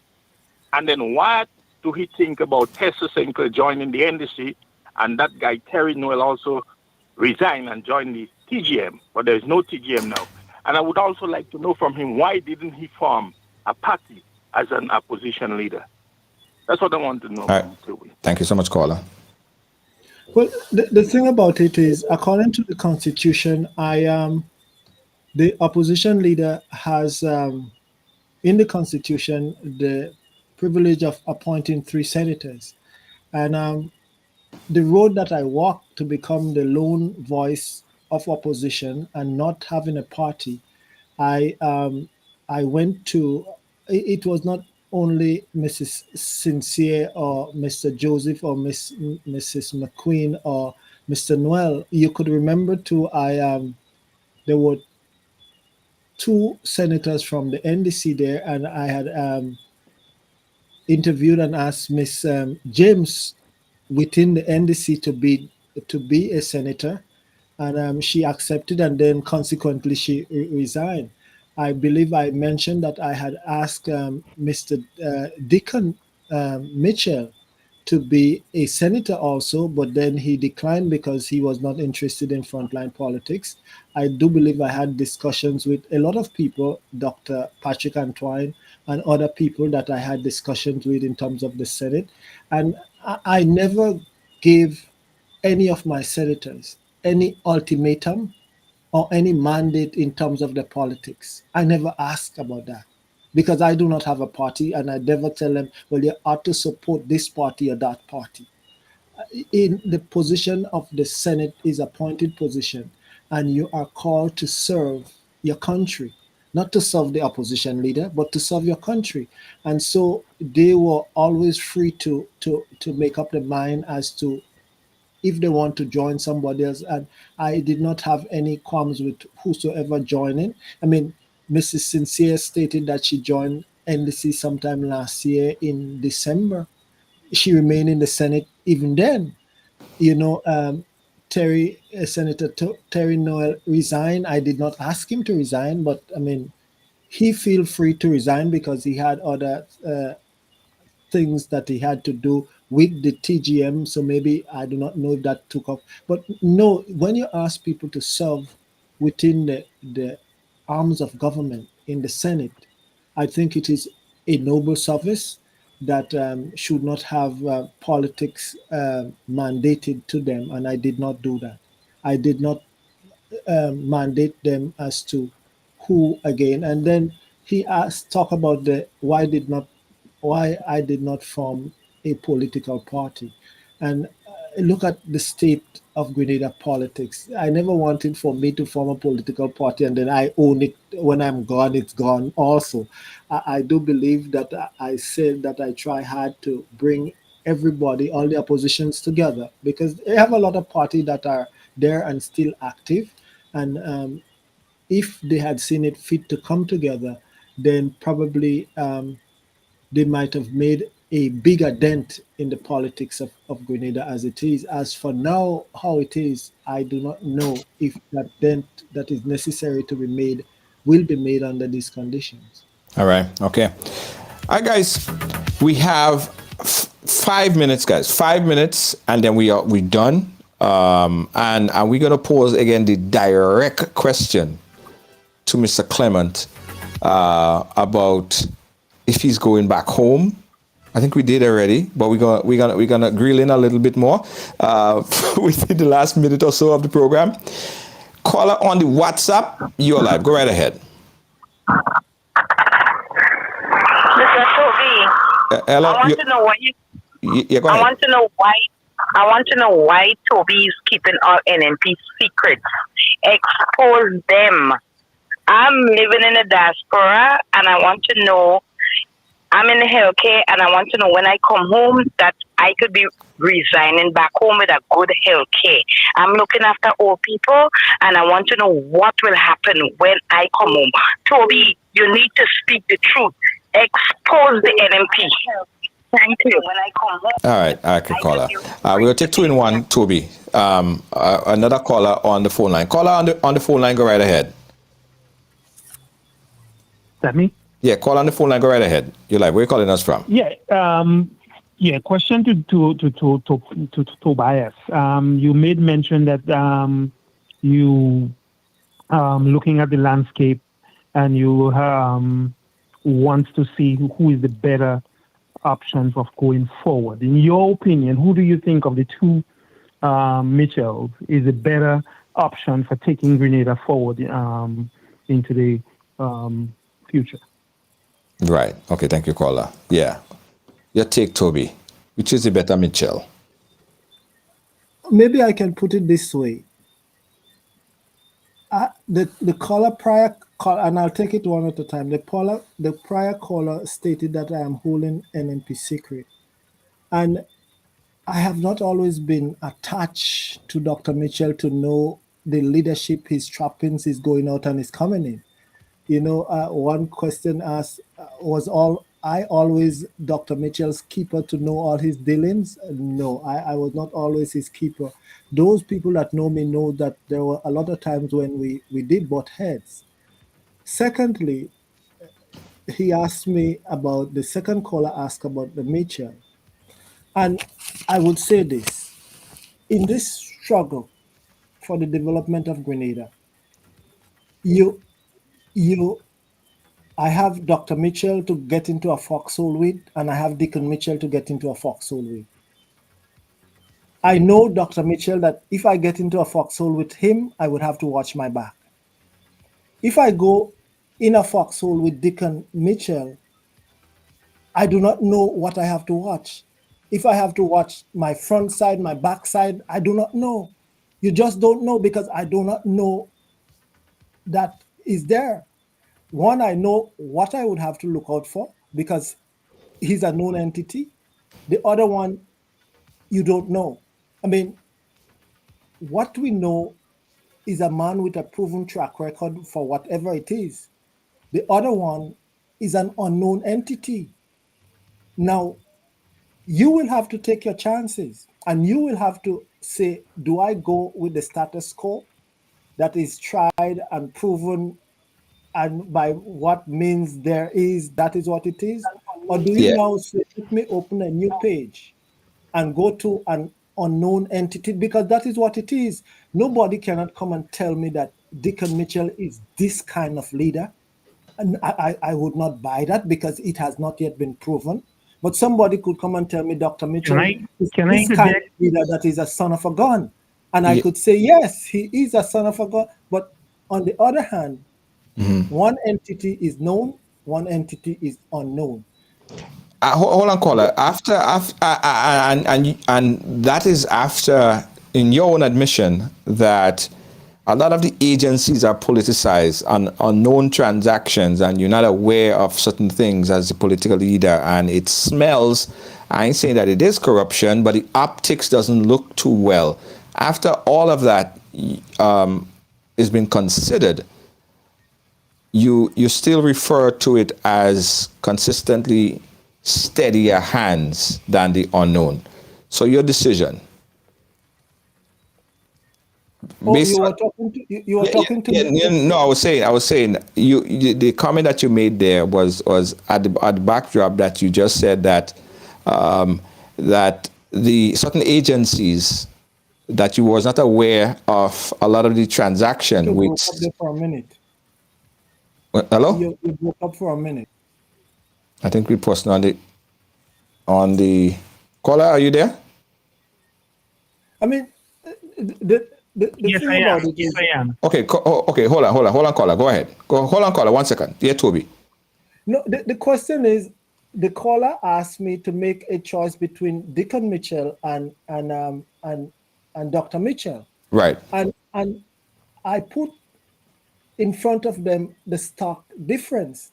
Okay. Whether or not I choose to say I'm supporting X or I'm supporting Y, that is the stark difference that are there. I mean, one is known and one is unknown. You take your chance with the known or the unknown, and that is the reality of the situation. The reality of the situation is that we have two gentlemen before us, and the experience is there before us, in experience or inexperience. At the end of the day, the caller and everybody else would have to make a choice what is best for Grenada, what is best for them and the family in terms of moving Grenada forward. I mean, people would call me, and over the last months, I have remained neutral in that respect. But would I remain neutral forever? When the time comes, I will go and make my decision. I do not want it to say that I influence this election this way or that way. Whether Right. I participate or not, for whatever it is, what I know people will say that what I have to protect. I mean, I am a free man. I came with nothing. I asked for nothing. All that I asked for is for the favor and blessings of the Almighty. And He has done so to me abundantly. The Grenadian people will have to make up their mind as to what they really want for the country moving forward.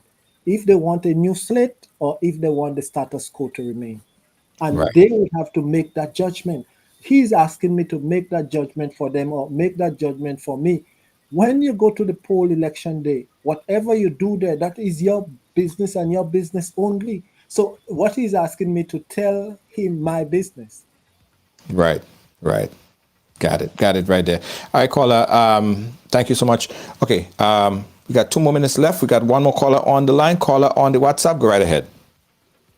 Good night, Junior. Good night, Mr. Tobias. First, let me say thank you, Mr. Tobias, for your service as opposition leader. I'm also going to respect your integrity because human beings, many of us don't understand what integrity is about. Integrity entails that if you had a friendship and there was information divulged, when the friendship is broken, you do not divulge those information. And I respect you for that. You are a man of integrity. On my second point, I heard some of the callers asking you to demonstrate your service to Grenada and to show the populace what they need to do in terms of this election. You are correct. God help those who help themselves. We have a government who have been in government for a long time. There's enough information out there for people to make an informed decision. What do they want? For you to come and spill the beans? Grenadians have eyes and ears. When that time comes, as you rightfully said, when they go to that voting booth, they have to make the decision. I am happy that you are rising above the bacchanal. You have also resisted the call, which is total mama guy, to come back home. You are an educated man. I consider you to be a patriot of Grenada. Reason being, you were part of the NNP. You were accustomed to all the niceties and trappings, and you took a decision to step away from all of that. How many of us can say that we can do that when everything is before us, to walk away from the table and say thanks, but no thanks? For that, I respect you. So continue to do what you do. It's your position and your decision to make where you place your political allegiance at the end of the day. When you get to that voting booth, you and God will decide. And Grenada has the information, but many of us are too lazy, or we're looking for the easy way out. The time for registration is closed. I don't think the undecided has not made up their mind as yet. We have how much days away from the election? 30 days? People already know who they're voting for. So all we want to do is get bacchanal and move along. That is not necessary at this time. We're moving Grenada forward. Thank you. Thank you so much, caller. Thank you so much, Mr. Tobias Clement. You go ahead. Oh, thank you very much for having me. It was a night, a night of reckoning, but again, I do not know if we will meet again before the election. I think we will meet to have some calls on the election. But yes. Again, I would urge my Grenadian people to get themselves educated, get themselves in line with this election, get themselves down to making that decision, and ultimately all hands on deck to make that decision, because it is our country at stake. I cannot make that decision for you, but on election day, it is between you and your God and your nation and your people and your family that you will be voting for. I say vote wisely. Yeah. And you know, we're putting together a broadcast team for the election. We're going to have a comprehensive team coverage. And I'm just asking you on air, probably you could be just play a part in that commentary with your insight and all. And you might be able to play a good part in giving us some information. I know a few people did call me and express interest that I should be, if I did not take part, to come on. But so far, the only thing that I have been wrong about in my prediction, I was thinking election would have been on the 21st of June and not the 23rd. And that's Dr. Mitchell cut me with that, because election have always been on a Tuesday. And knowing the history of NNP, it's always fair to them in the first 6 months of the year. So that is why I made the thing that election would be in June of this year, of March of next year. But June, even the last time in Parliament, I was thinking that the 21st of June. He caught me there by the 23rd, but it's still in June. And so maybe I might have little insight here and there, but we will talk about it. Thank you. Absolutely. God bless all of Grenada, Carriacou, and Petit Martinique, and all of your listeners. I think I too have, I have felt, I have read some of the comments because I was also reading, and we have people from all political persuasion.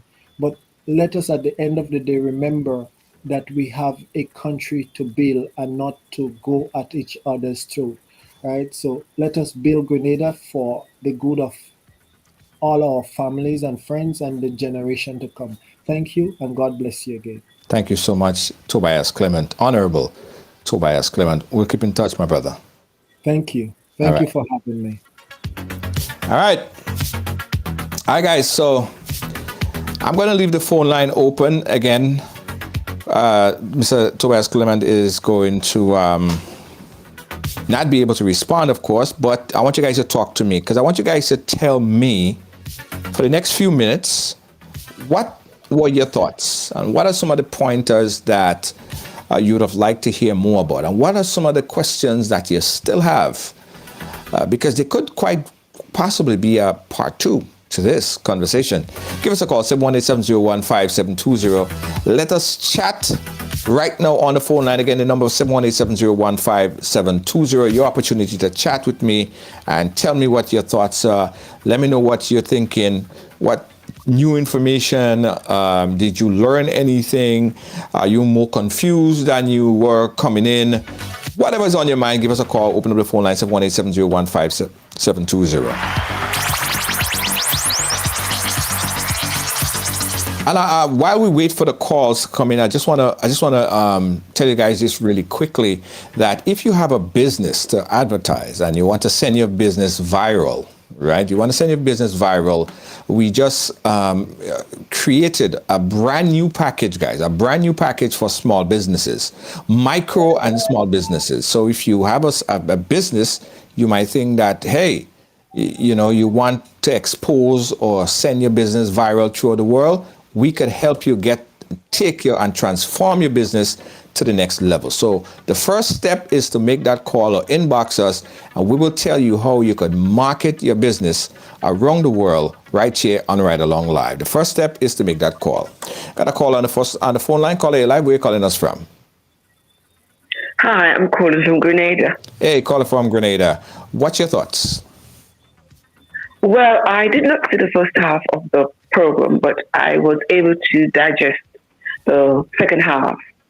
It was a very, how can I say, it was a very positive dialogue. Some very interesting questions were posed.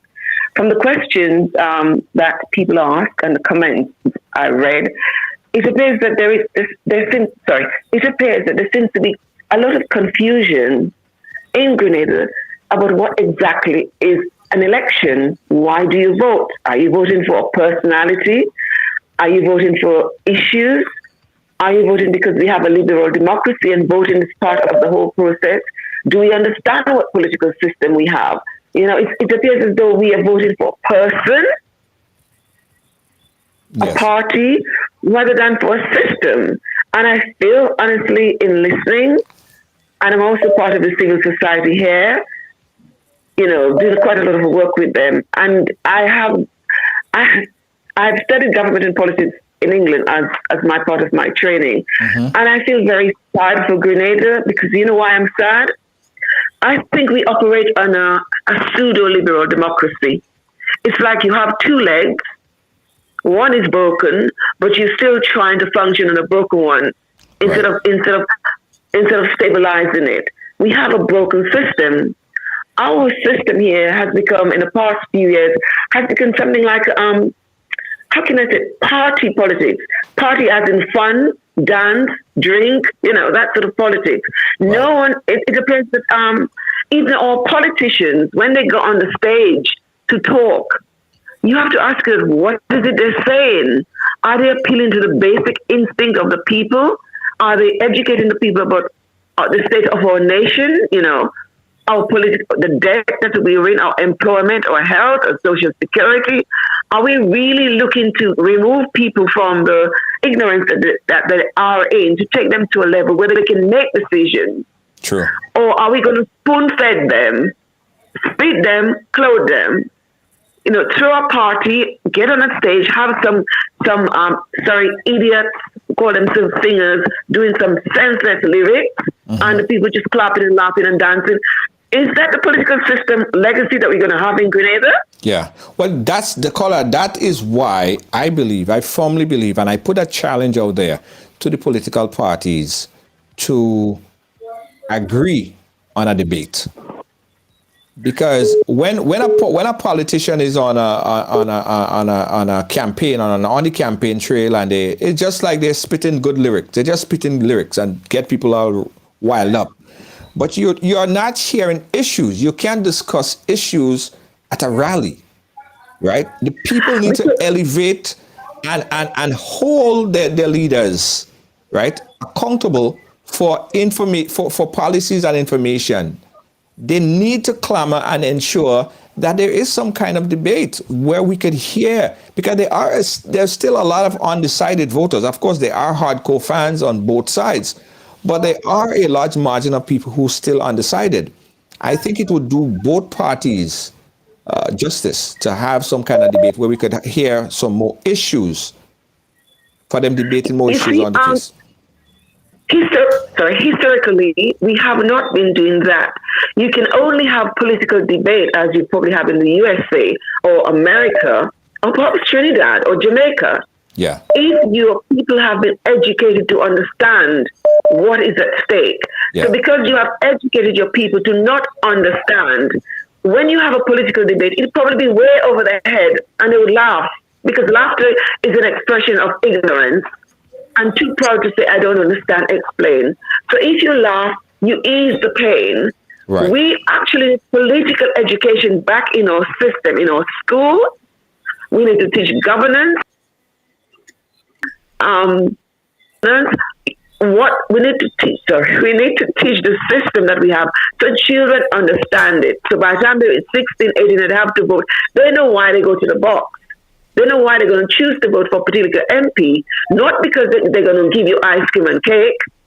Yeah. Not because they're going to give you a T-shirt. You know, right now in Grenada, in my observation, we have a group of people. We have a strong cohort of followers for the NNP party.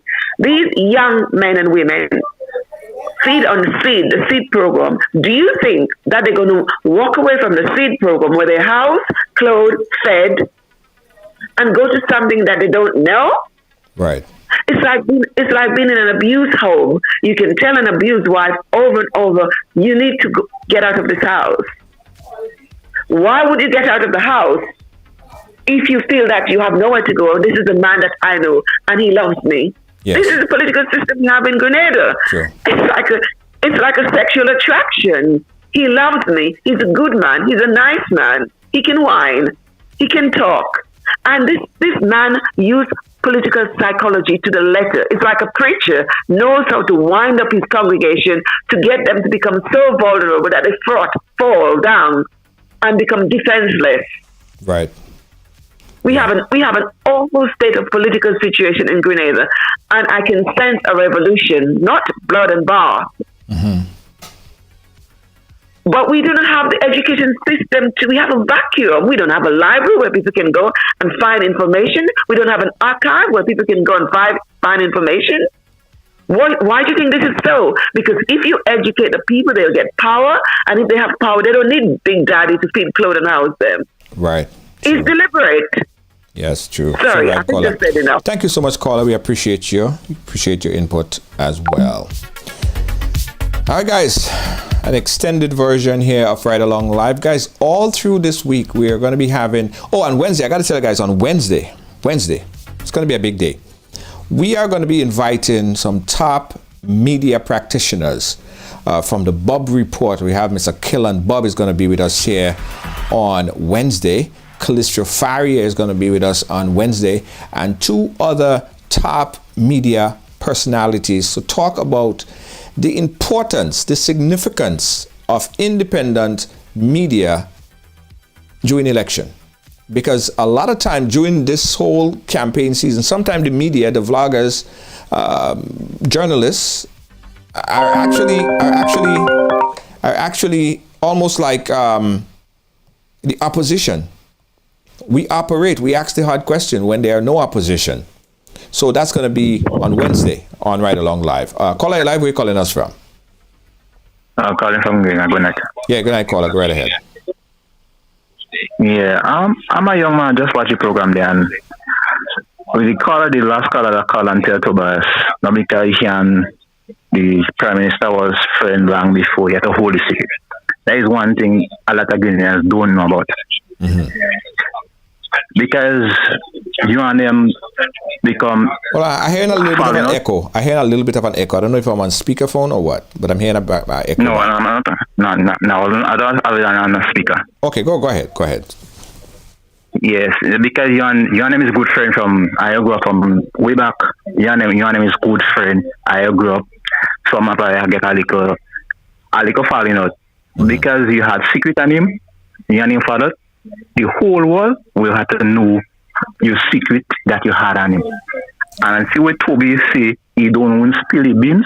Mm-hmm. That is a right way to deal with the whole situation. Not say hiding anything for NMP or hiding anything for the Prime Minister. But he deal with the situation the right way. Not because he was there, he know this thing. Not every time you and somebody fall out, you have to spill your beans. Right. And then because you and them fall out, you know the secret, you have to spill the beans. Right. So in a way, if you check last week, Monday, we had what's his name? Ali Dowden on the program, and a lot of people must have said, well, he almost did the opposite. You know, he spoke a lot about the some of the internal workings of the NDC. And here we have Tobias Clement almost doing somewhat of the opposite. See, that's where Mr. Dorden go wrong. He's supposed to hold whatever grievance he have with the party. He doesn't supposed to spill the inner circle grievance he had with the party. He's supposed to hold it to himself. Right. Not because you jump on the next side, you get the next side ammunition to do because you have your follow. Right. So Mr. Tobias holy beans. Right. That's how Mr. Dorden is supposed to holy beans. All right, caller. Thank you so much. He jumped ship, but he had holy beans. All right. Thank you so much, caller. All right. We got a caller on the phone line. Caller on the phone line. Go right ahead. Hello? Hello? Yeah, caller. Go right ahead. I am sorry to say that based on the history of what's going on in Grenada, it might be in the wrong interest of everyone that they might just re-elect the wrong party. Based on history, I'm Grenadian living in the U.S. and right now it's just a party fest, and as everyone's been saying that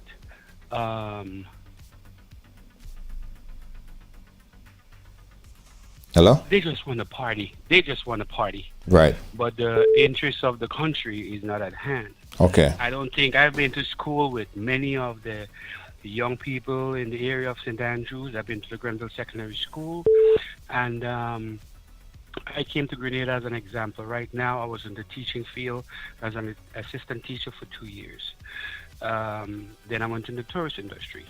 Then I traveled, and I'm now a truck driver. I came to Grenada, and I've been to the Last Suggest area, and I look at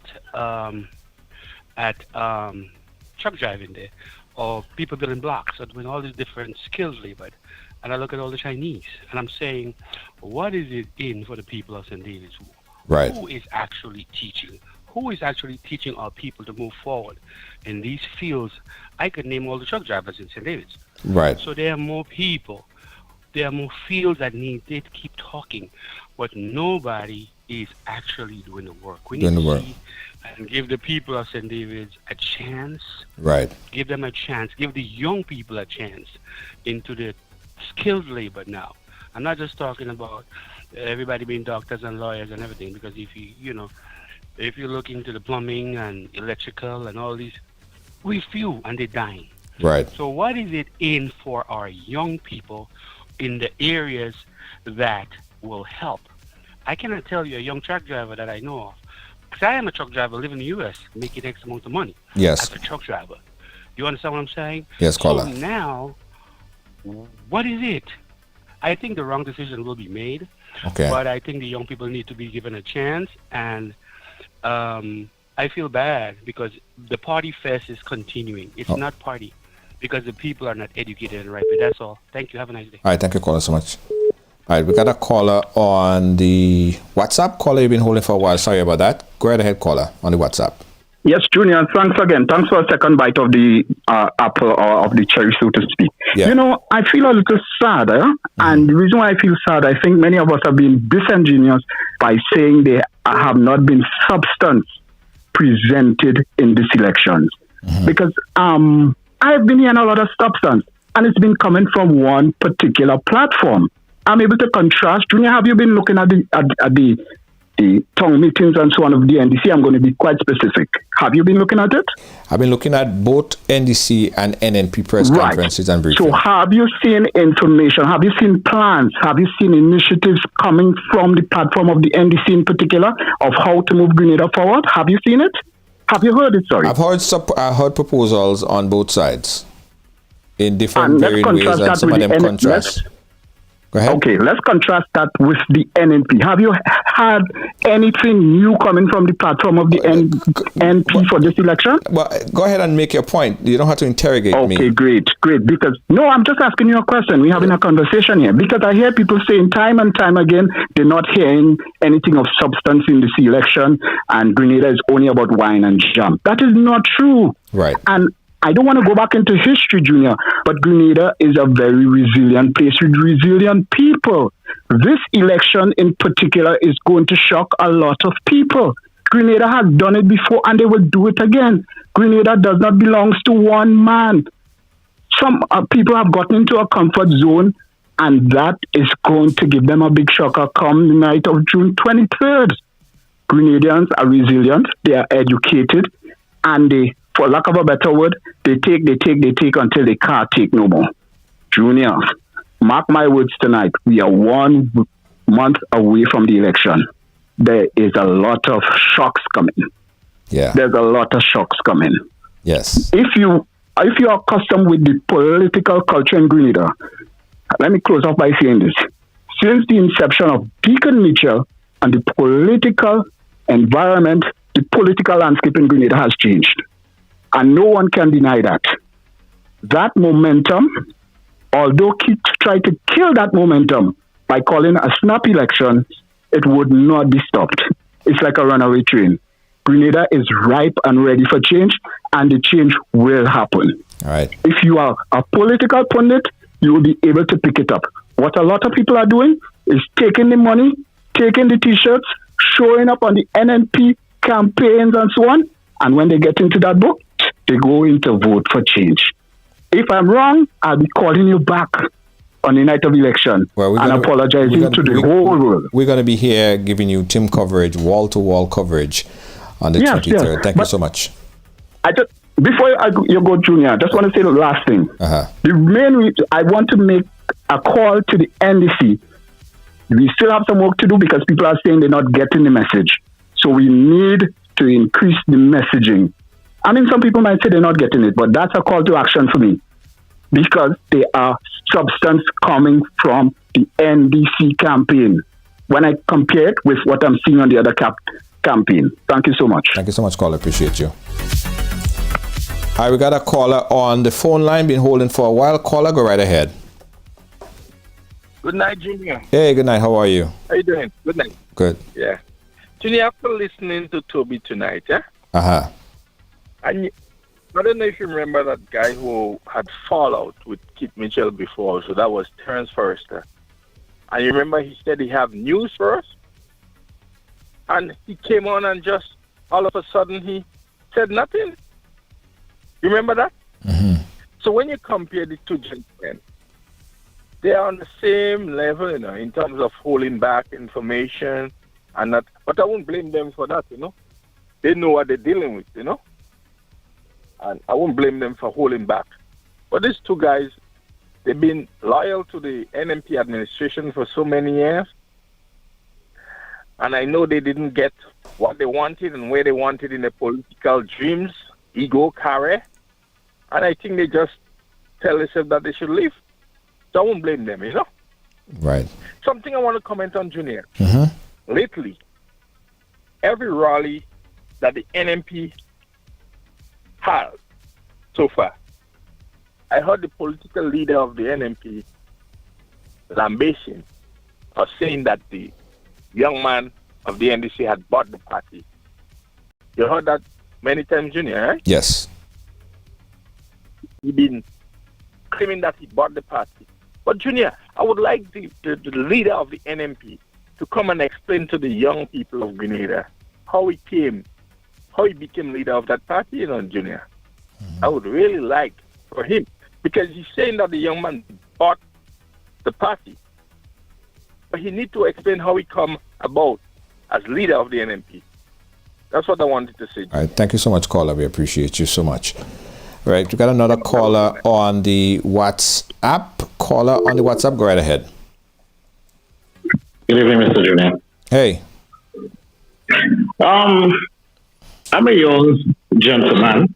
I've been around the political arena for a while. Yes. During the most of our elections in Grenada, we have to remember that there are political gimmicks that is being used on us as Grenadians. When it comes to making a decision in Grenada, we have to be firm on decisions that we're making. Now, I look around and I look at some of our young people. I'm not commenting on young people in general, but I look at some of our young people who have the potential to do things, to do stuff. And instead of they getting themselves into groove to go forward to do it, they will just sit on the block and do nothing at all. Right. Right? No, I'm not against any party. I'm not for or against any party. Now, Mr. Deacon Mitchell has some good dreams. He has some good aims. He has some good stuff that he's bringing out. But at the end of the day, to be honest, I don't think that at this present time, we Grenadians need a change at the moment. When you take into consideration to the pandemic that we're in right now, how is Mr. Mitchell, Mr. Deacon Mitchell, is going to deal with that? What would happen to us at the end of the day? It doesn't matter what dreams you have. You have to face the reality. You have to face what the country is going through right now. You have to give Grenadians an insight of how you're going to run the country moving forward with a pandemic situation that is all over the world. It's not only in Grenada, it's all around the world. Right? And we're only talking about, I heard one of the callers was talking about giving jerseys and money in jerseys to go on NMP platform and whatever the case may be. This is political gimmicks. I've been hearing that since I'm a little boy growing up. NMP giving people money in jersey to go and campaign or go at rallies and whatever the case may be. You know, this is the stage and the age and the days for that should be over. We are in the 20th century. We need to know as young people, what are you as an individual or the leader of the country is going to do to develop Grenada? Right. You know, another thing that I looked at is that we're talking about that individual, that one individual where they believe that the country belongs to that particular individual. Grenada belongs to all of us, right? If you look at Nelson Mandela and other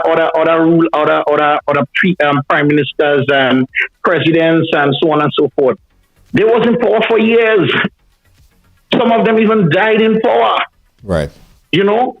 So I don't think that these are things that we should be bringing up on a political platform. What we should be putting on the table is how we're going to move Grenada forward. If we give Mr. Mitchell a chance to go in there, what is Mr. Mitchell going to do to move us forward? If we give Mr. Keith another chance in office, what is he going to do to move us forward? Is he going to continue the work? Is he going to stop the work? Is he going to continue with the Imani programs that he have going on? Is he going to cut it off? All of these are things that we need to sit down. Well, that's that. So that's why I and another a set of my media colleagues are saying that there should be a debate, right? There should be a debate where both sides deliver on whatever decision, whatever portfolio, take the praises and take the downfall for the mistakes or the good that they did. But what we're not seeing and what we haven't seen is a request or answer from the incumbent party to do the debate. And Kellen Bob, who is a media colleague, also made that call, and so far we have not gotten any positive forward in terms of having that debate happen. But we're still putting that challenge out to the political organization to come forward and let us have a debate. It's not for us, it's for the people to hear, to listen, to pay attention, to understand your portfolio and what your plans are for Grenada. We got another call on the WhatsApp. Caller on the WhatsApp, go right ahead. Good night, Junior. Hey, good night. No, Junior, that last caller have no shame, caller. Caller, that last caller, but I'm to the last bone in my body. I can't believe that man is a big man. He said he have a lot of experience in politics and that is how he's talking. For real? What he mean Grenada don't need change at this point in time? So what Grenada need? I want to know what Grenada did at this point in time. That man should be ashamed of himself. Nah, man. I sit on here and I watch it and enjoy the program. You know, I listen to everybody's opinion. But that caller just upset me. And I couldn't believe it. I just had one to call in. All right. And tell him he's a good for nothing. Now the debate that everybody wants between Dixon and Mitchell, it's not going to happen. Remember, the present NDC government is a clean slate, right? So now, Kit Mitchell has a lot of cocoa in the sun. So therefore, he is not going to feel comfortable debating with Dixon on no stage because he don't know what is going to take place. And Dixon is a very educated man, and he is going to address real issues. And Kit Mitchell is not going to have the answer for it. He's not going to have the answer for it. Now, that caller who just called, I want to ask him, and I want to ask all the people who bash in the NDC, ask them who is responsible for Grenada economy in the last 23 years. Who is responsible? And that is how we will know if we need change or not. Right. You know? All right, George. Caller just upset. All right, thank you so much, Starks from Trinidad. Caller on the WhatsApp, go right ahead. Yes, Junior, the caller that called and said that Grenada don't need a change. It's just like a man beating a woman every day in a house, and she just staying, and it's only when she dead, then you hear people saying why she didn't leave. That is how the caller speak tonight. But we Grenadian, we need a change, and the change has to come. And if it's God that have to bring that change, he have to come. Yes. We need a change. So it's just like a woman, you're taking blows, and because the man is the provider, you just have to keep taking blows? No. Yes. We're not taking no more blows. All right. And have a good night. Thank you, caller. Thank you so much. All right. Caller, you there? All right. Listen, so a little feel it for me. I've been talking for 2 hours. I ain't get no drink of water. What do they have here for me to eat? Alright, I gotta go now, guys. Nobody ain't even offer to come and drop off some water, some dinner or nothing by the studio. Thank you so much, guys. We appreciate you. I appreciate everyone who shared. I appreciate everyone who called in. Don't forget, guys, Jay Lessie, I want you guys to follow that Infinite page, right? That's a media colleague of Ride Along, and she's doing some marvelous work. It's NFINIT. Just search it. I'll put the link in the description. I want you guys to go over there and like that page because she is a vlogger, a broadcaster who is starting back her media thing, and she's doing a great job. So I want you guys to go check her over there. We're going to put a link again there. I think she's in the chat. So if you see her there, let's just put the link to the page, and you can follow her. She does a lot of broadcasts, a lot of vlogs, and it's very impressive. Her work is very impressive. We rate it. We rate good work. All right, so follow her for up-to-date information on election coverage as well. Now, come election night, guys, come election night, Ride Along is the place where you get a comprehensive view of what's happening on election night. Now, listen, we have teams inside the electoral office who is going to be giving us the information fast and first. The election will be called right here on Ride Along, and you would hear it here first before any other platform. I can guarantee it. All right. So come election night, Team Ride Along will be here to bring it live. Now, if you have a business and you want to advertise on our platform from here straight down to election, give our marketing team a call and let we design a comprehensive package to suit your budgetary needs. All right. Election night will be big. Right here on Ride Along Live. Good night, guys. On behalf of all our team here at Ride Along, our executive producer Lois JJ, in the chat room we have Kibbs, Gail Charles, and Deanne Fraser, and in studio with me, the man who controlled the board, Jacoby George. And on behalf of all our team here at Ride Along Live, we say thank you and good night.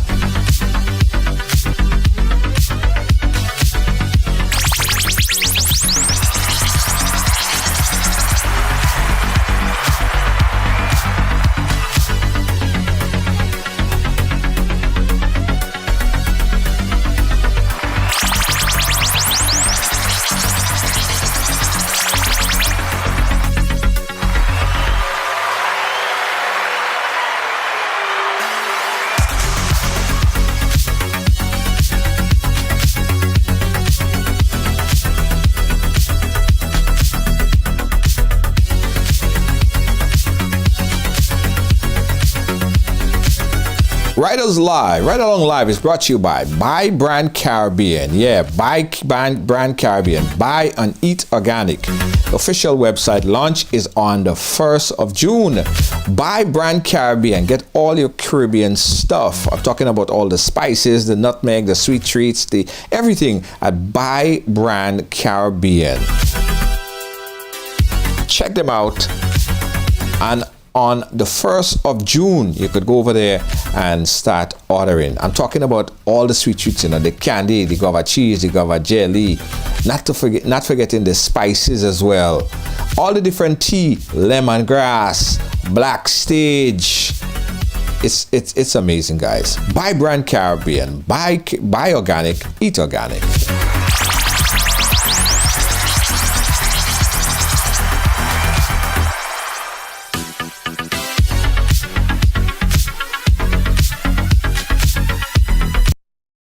My name is Junior George, founder and host of Ride Along Live, and I'm inviting you to become a paid subscriber to this platform. With your support of just $4.99 per month, you could do so much to help this platform grow and to help us help you and others around the world. We encourage you to click that link and become a supporter today. Thank you so much. We appreciate you.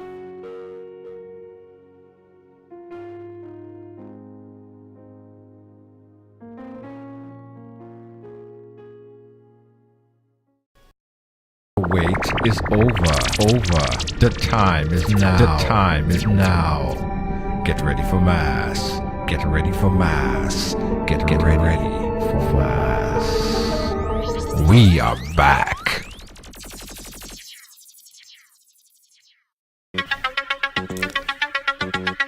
And let me tell you guys, before you leave, I want everyone to become a supporter of Ride Along Live, right? When you're a supporter of this platform, you help us help people around the world.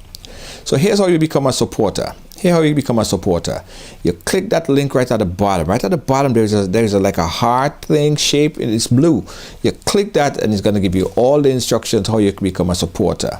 Now, it only costs $4.95. And $4.95, guys, is all you pay, and you are basically helping us continue to help people around the world. Become a supporter right now. Click that link right there. Follow the prompts. Just like that, you get your supporter badge and you're good to go. At this point in time, I want to also talk to, thank all our supporters thus far. The people who ensure that we make this program every single day. That's the people who ensure, that's the people who support us, and we say thank you to all of our supporters. We appreciate you so much. Peace out, good night.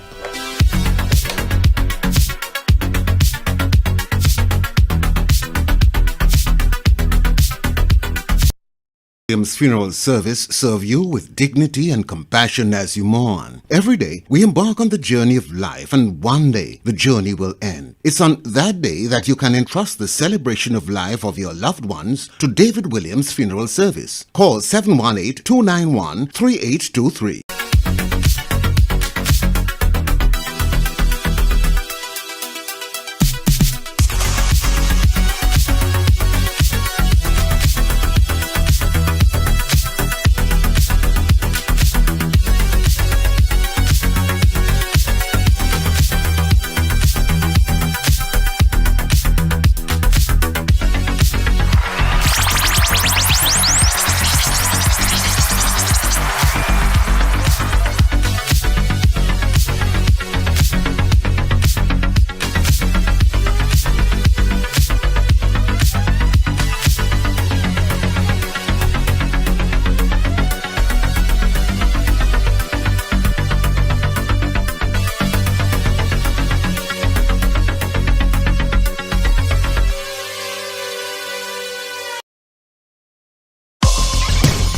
Ride Along, so it's happening here.